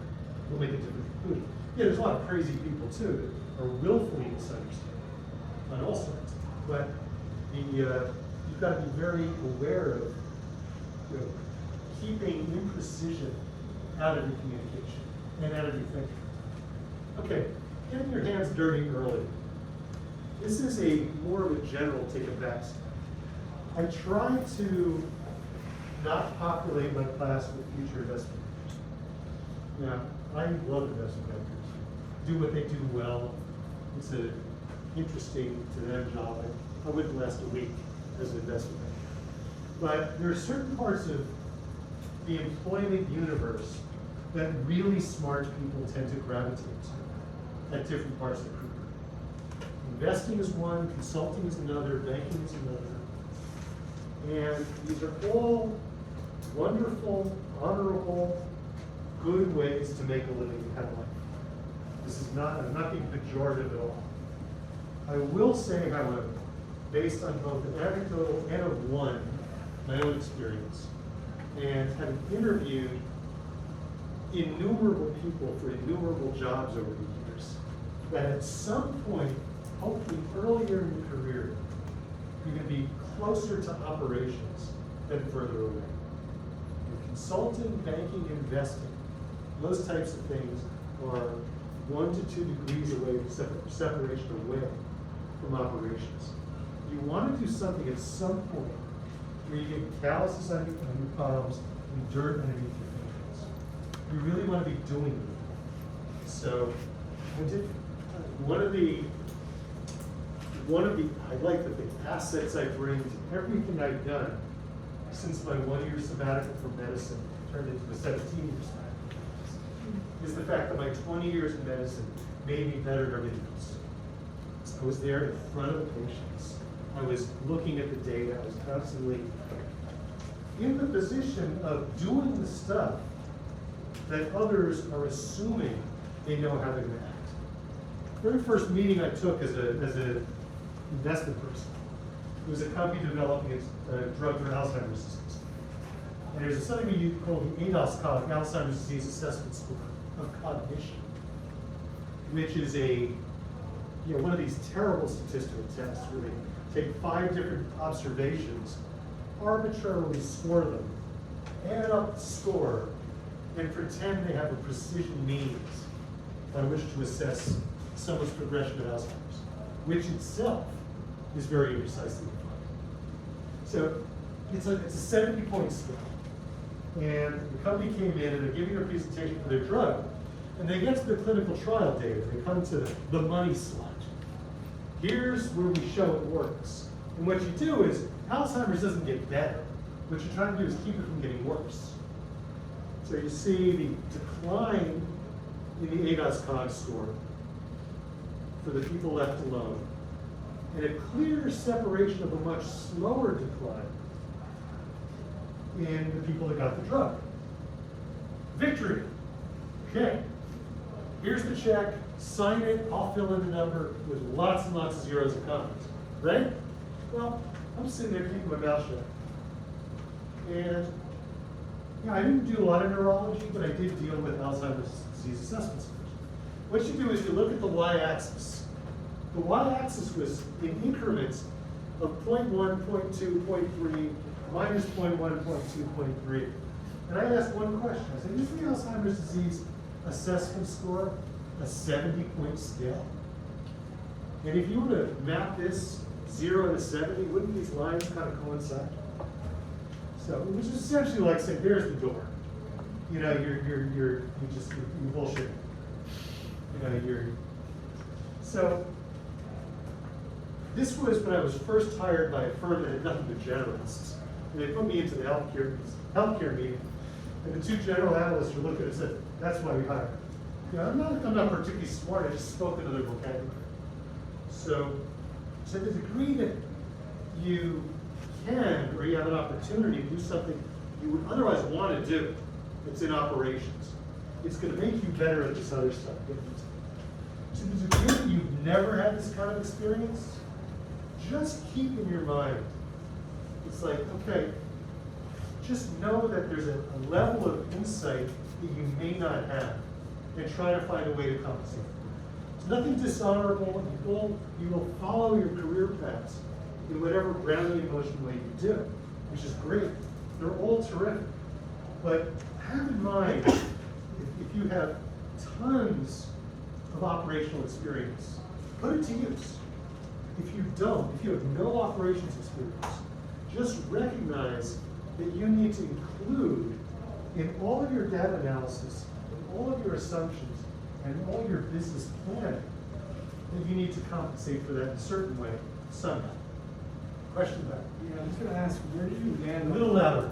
Where do you land on Biogen's Alzheimer's drug? Did you look into that at all? I looked into it a lot. I don't, for reasons of not getting veered off, and also because the compliance policies of my fund, I can't talk about specific companies. How do you define operations experience? Operations experience, anything where you are directly in front of the providing of the service or the building of the product, where you're part of it. It's not going to happen without you. Okay? That's a good on the fly definition. Okay? Last thing, and then we'll end a few minutes early. And this is personal observation. Internalize it if you want, ignore it if you want to. Single most important factor that seems to correlate with satisfaction in what you do, success in what you do, and ability to be able to move from one thing to the next is sort of a temperament training that you remain confident. Yeah, it's the type of thing that they taught us specifically in obstetrics. And they teach airline pilots this. And we should teach everybody this. Yeah, there's two things that happen when you deliver a baby that really make you unhappy. You know, one thing's called shoulder extension.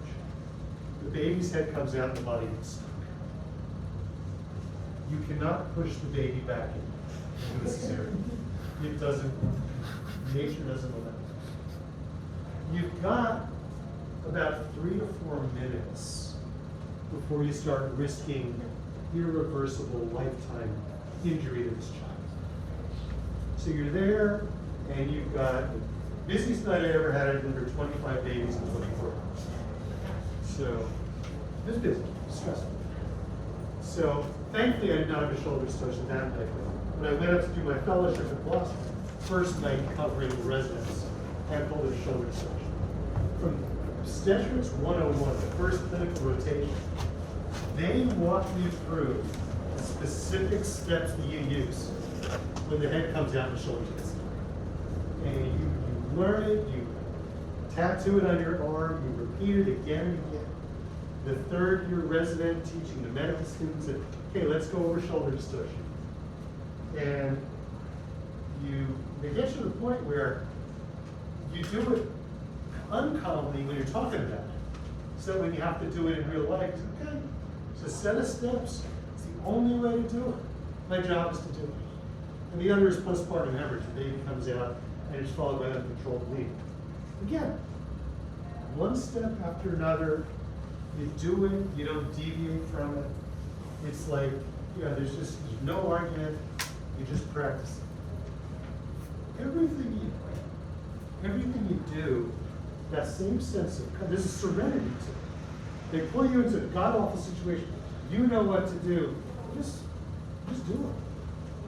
The minutes stretch. You'd be amazed at how much you can do in a minute when you're calm.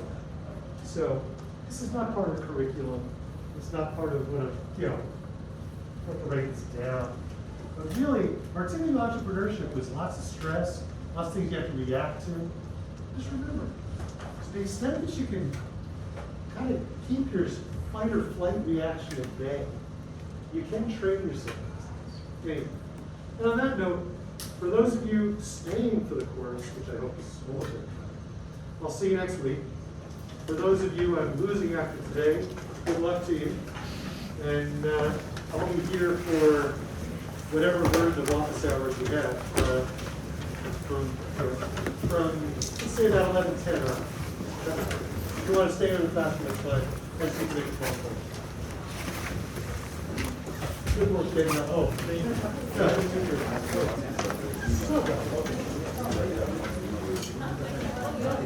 Yeah. Okay. I'll email you again. Do it again. Remind me. Yeah. Thank you.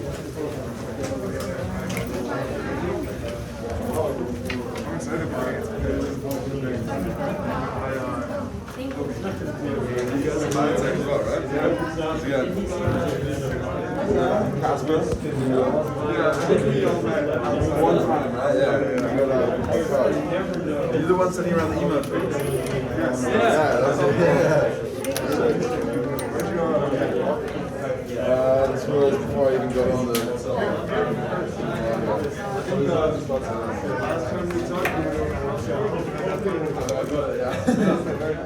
this that's going into that. Finally got the place. I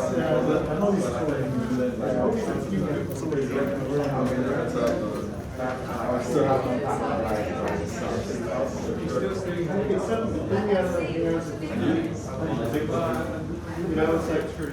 like maybe that. That's good. You guys got to chat with them.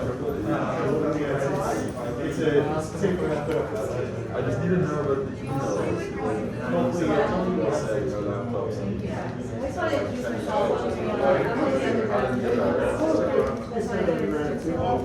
not on the web. You're not on the web.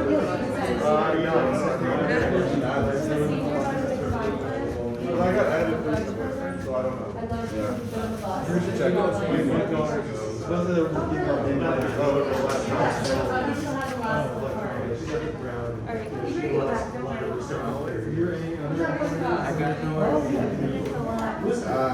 get it, so I just needed to find out. That's the only thing I can think of. John Fowler.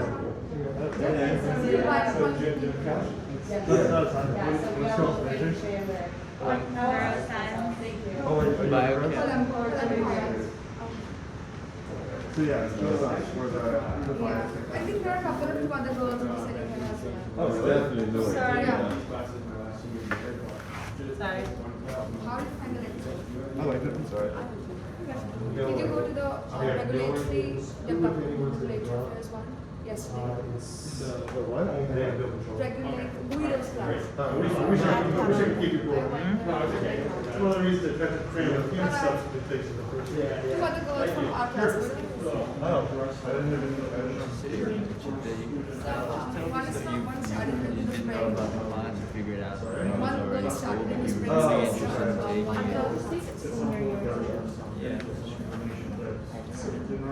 Maybe if you can look at it, write it down, look them up. What was your other? Yeah, I think that Nanobiology and nanobiotech. Did you attend that? Yeah, yes. How was it? advanced high school background in basic science. Yeah, there may be a few things that you don't get. When you,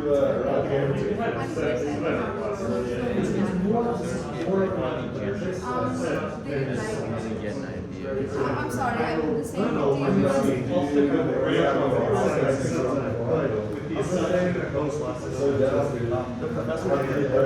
I've read a lot of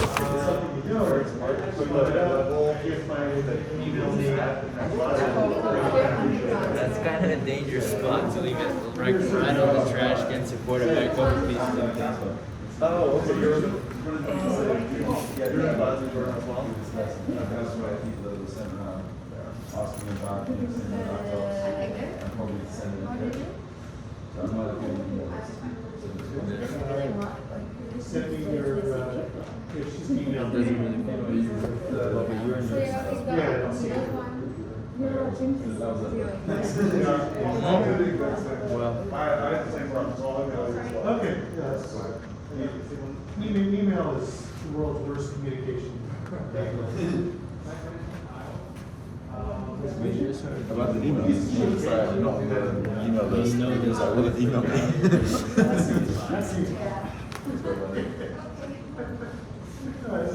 Actually, my daughter said,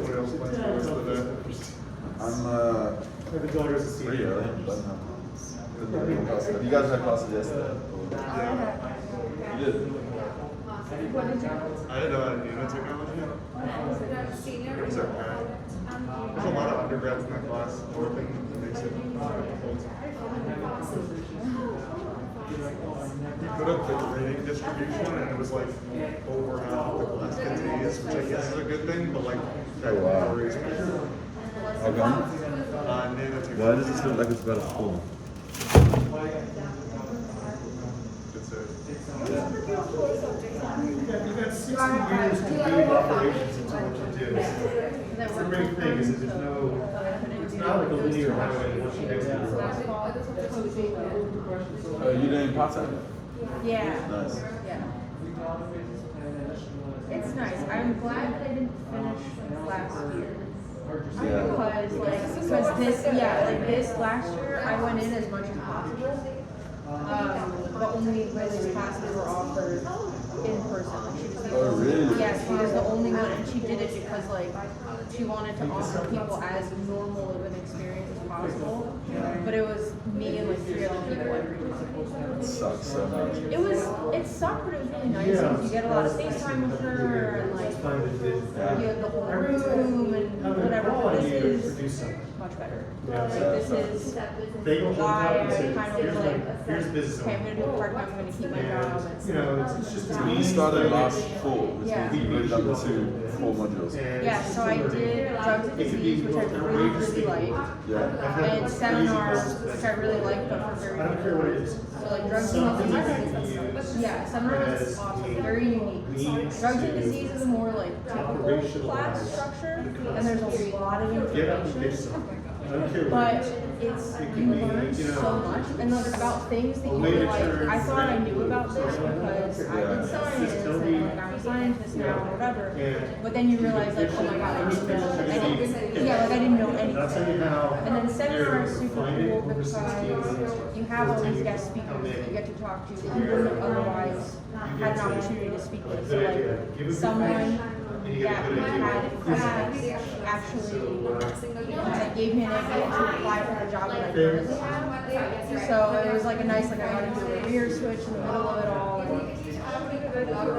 Well, so I was working at Memorial for some parents for 4 years. And I was getting really sick with my kids. So now I was really focused on all the kids and Not that concerned about it. yeah, so when Neville presented, I was like, It's like, see if they're hiring. sometimes you pick up that. But yeah, and this program is the So it's just coolest thing I've ever done. We need So something it's really. yeah, I mean, you get to meet, first of all, you meet so many people, even when it was remote, the amount of people that I met with and spoke with already, beats my undergrad experience. Yeah, I didn't tell you. Named Columbia alone. You get 0 guidance system. It's worth it. Okay. Yeah, And Louise just so so unique unique to every person. She will know you so well by the time it's over, and she looks out for you. So if you tell her, if you use serve as a resource and say, hey, this is what I'm interested in, or like, I wanna be this is what I think I to want to do. Like I told her I really like writing, like scientific writing, so she puts me up with guys who run the independent biotech journal, and that's where I did my internship over the summer. That's so cool. Because I told her I do not want to do a research internship. Like I was done, I'm done with that one. And depending on how the But yeah. distribution of participation happens in class. I've heard amazing stuff about Lily. Like, I learned, the reason I chose this program was actually because of her, because I talked to a guy at Traditionally, Oppenheimer. Oh yeah, Matt? Matt, Yeah. exactly. Yeah, And he was she- my project advisor for seminar. Oh, seriously? Yeah. Okay, well anyways, like, Matt connected me with her, she's like, oh yeah, Matt was one of my first students, she like rattled off his whole career, and like, what he's working on today, I was like, how do you even keep in touch with She, him? you know, she really does, and like that's the thing, she cares so much, and will like, will do anything possible to get her, as long as you like keep her in the loop early and all that kind of stuff, she does everything she can to make the experience better. Like same with you. I was on the fence between this program and the program downtown at NYU, and like I called someone at NYU and they were really like blasé, like oh yeah, it's a master's program, blah blah blah. But I talked to Lily on the phone for like an hour, and she was like, yeah, this is what we do, and like what are you into? What are you into right now? And then like started talking about COVID because it was March, so whatever. But she is what makes the program so unique. And like watching her deal with all this COVID crap, like I'm not kidding, in drugs and disease and in seminars, every single time something went wrong with the computer. Something went wrong with Zoom. And it was like the stress that she has to deal with and the fact that she's not like yelling at everyone, just being like, class is canceled, forget it, I'm not coming up here. Like she didn't have to go up because nobody was required to hold classes on campus, and she did. So she's an angel, yeah. Pardon? I'm not doing it part-time, so technically I'm 17 here. But like I'm not doing it the way that you're supposed to do it. So it's, I think Nice. there's a lot. No, actually classes more Yeah. besides that they were doing. I don't know if it's this anymore. See, the fist bump's gained a lot of traction due to COVID. We get a lot more fist bumps now. Yeah, exactly. Do you guys, so you There's plenty of stuff to stumble on. Learning this, that. do you guys have a uptown, downtown? I think I was here? at one. I'm on 123. Okay, cool. I'm under. I got one very good at it. Yeah, nice, that's awesome. That's good for like, I live in the village, so just straight down on the one. Already But worked out some stuff, right? yeah, the genome center's in Soho, so I just walk and I can Same here. It's really great. So, okay. Oh my god, this job is I appreciate that. I'm like so much happier. My other job was Value garbage. everyone. So like when So I got much. this job, I worked in the Neuro Genome No, Center. So when I got this job, I was like, I know. it's perfect. Like they're really chill. The people are so like the projects that we run so interesting. I really hope that you like someone gets to tell you about it, like that you meet scientists from there. But I know you'll meet like Neville and stuff through seminars, but that's not until next. We had a one earlier, the orientation. Yeah. You might not know. Yeah. Are you taking this course? Yeah. Yeah, this is really neat. This course, biotech development and regulation, and Were you in yesterday's class? yeah, I can't believe the amount of people that were there. That was insane. Were you guys there? Did you Yeah. take that class? Did you take that class? Biotech development and regulation. For like in We don't- Yeah. What was it like? Did you I think it's great. Ron Guido, I've heard really good things about him. I think he's great. There are just a dumbass amount of people. It's fine. Yeah. And there's like so many people. Yeah. So those mostly are seniors, because I'm the second. Yeah, like the building, the room is twice the size. Okay, I don't need tea. I know. Why do you think you don't have to take? You don't have so many hours in the day. outside? First of all, I also apologize for calling out. I get very enthusiastic.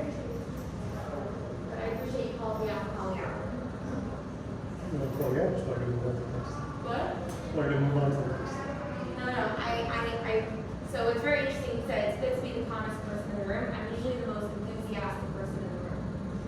be both. Right, so I have to learn, I'm learning how to do that. And I think that's, for me, that's probably like one of my big challenges in life. It's a good challenge to tackle. For sure, definitely a worthy one. And you're 100% right. I live on Broadway 85th, so I was like, like Upper West Side knowledge was failing me. But I have a question though. Why was that a failure that Barnes & Noble bought you out? You got acquired. You don't know how much I know there. Okay, that's why. Sometimes you get acquired because They bought you for nothing. sometimes it's not an acquisition necessarily.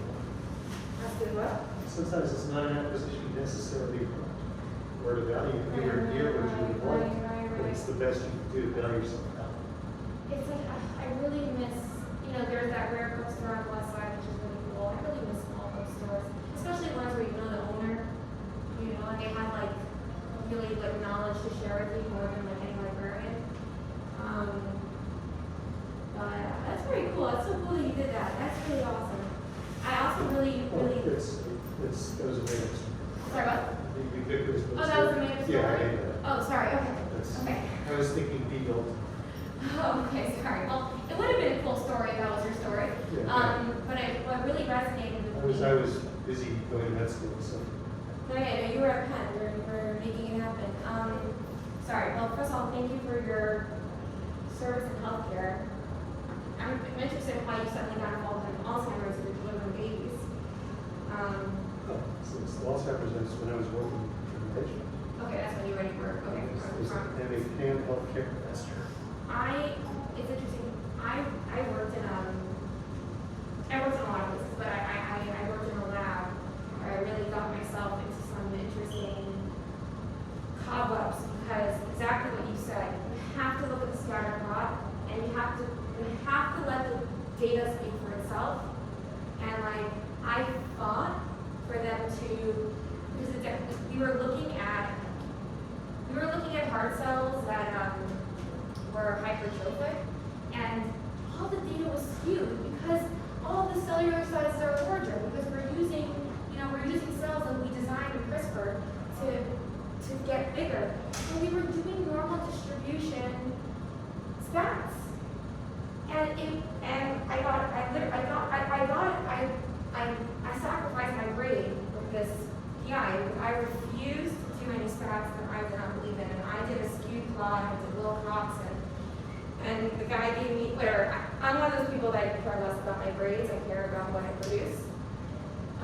Because I need people to trust me. Like, I create a company that's about helping you with your data. I cannot do B2B contracts. Because most people would say, oh no, what you're doing here is a problem. Because you're too busy doing lead generation, and I can make contracts with these companies, I could help, because that's how they all make their money, is they make contracts with your data. But like, I don't know. My point to that whole tangent is that credibility, when you treat data even when nobody is looking, with truth as best as you possibly can is the ultimate credibility. But and I resonated with you that you shared. Good to know other people care about it. Especially when it comes to, it's insane, the whole metaphase, anaphase thing. In fact, they're not even looking at cell markers to know the tissue type. Yeah, this goes back, to be fair, this was the late 1980s. Okay, it was what they could do. It was the best they could do. The technology changed. Yeah, but there's still stuff from the 1980s. It's protocol. A lot of it because we haven't had a ability to have. That's your guys' job. What is to fix healthcare debt? Find problems and fix them. Well, I think the more that we give individuals the locus of control on their healthcare, then we are helping to distribute the workload. It's the extent that we can do it without giving you an opportunity to make the wrong mistakes because you're not We underestimate these people, especially parents. My friends who have children with disabilities or special needs, they know more usually about the disease than the physicians do. the rare disease community.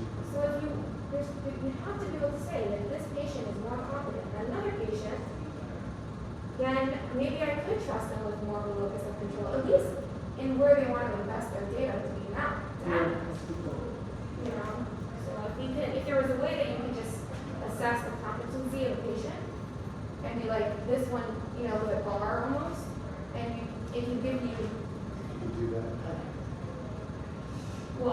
want to do with false precision, talk yourself into doing something like that.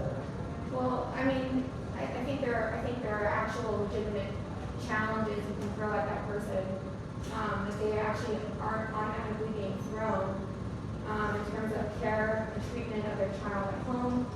You know, between sessions, are they following through, is it compliance? I mean, compliance is an easy one. And, yeah, anyways, I can go on and on. Have a great Yeah, day. you go ahead. We'll switch. Turn this thing off. It's been recording the whole time.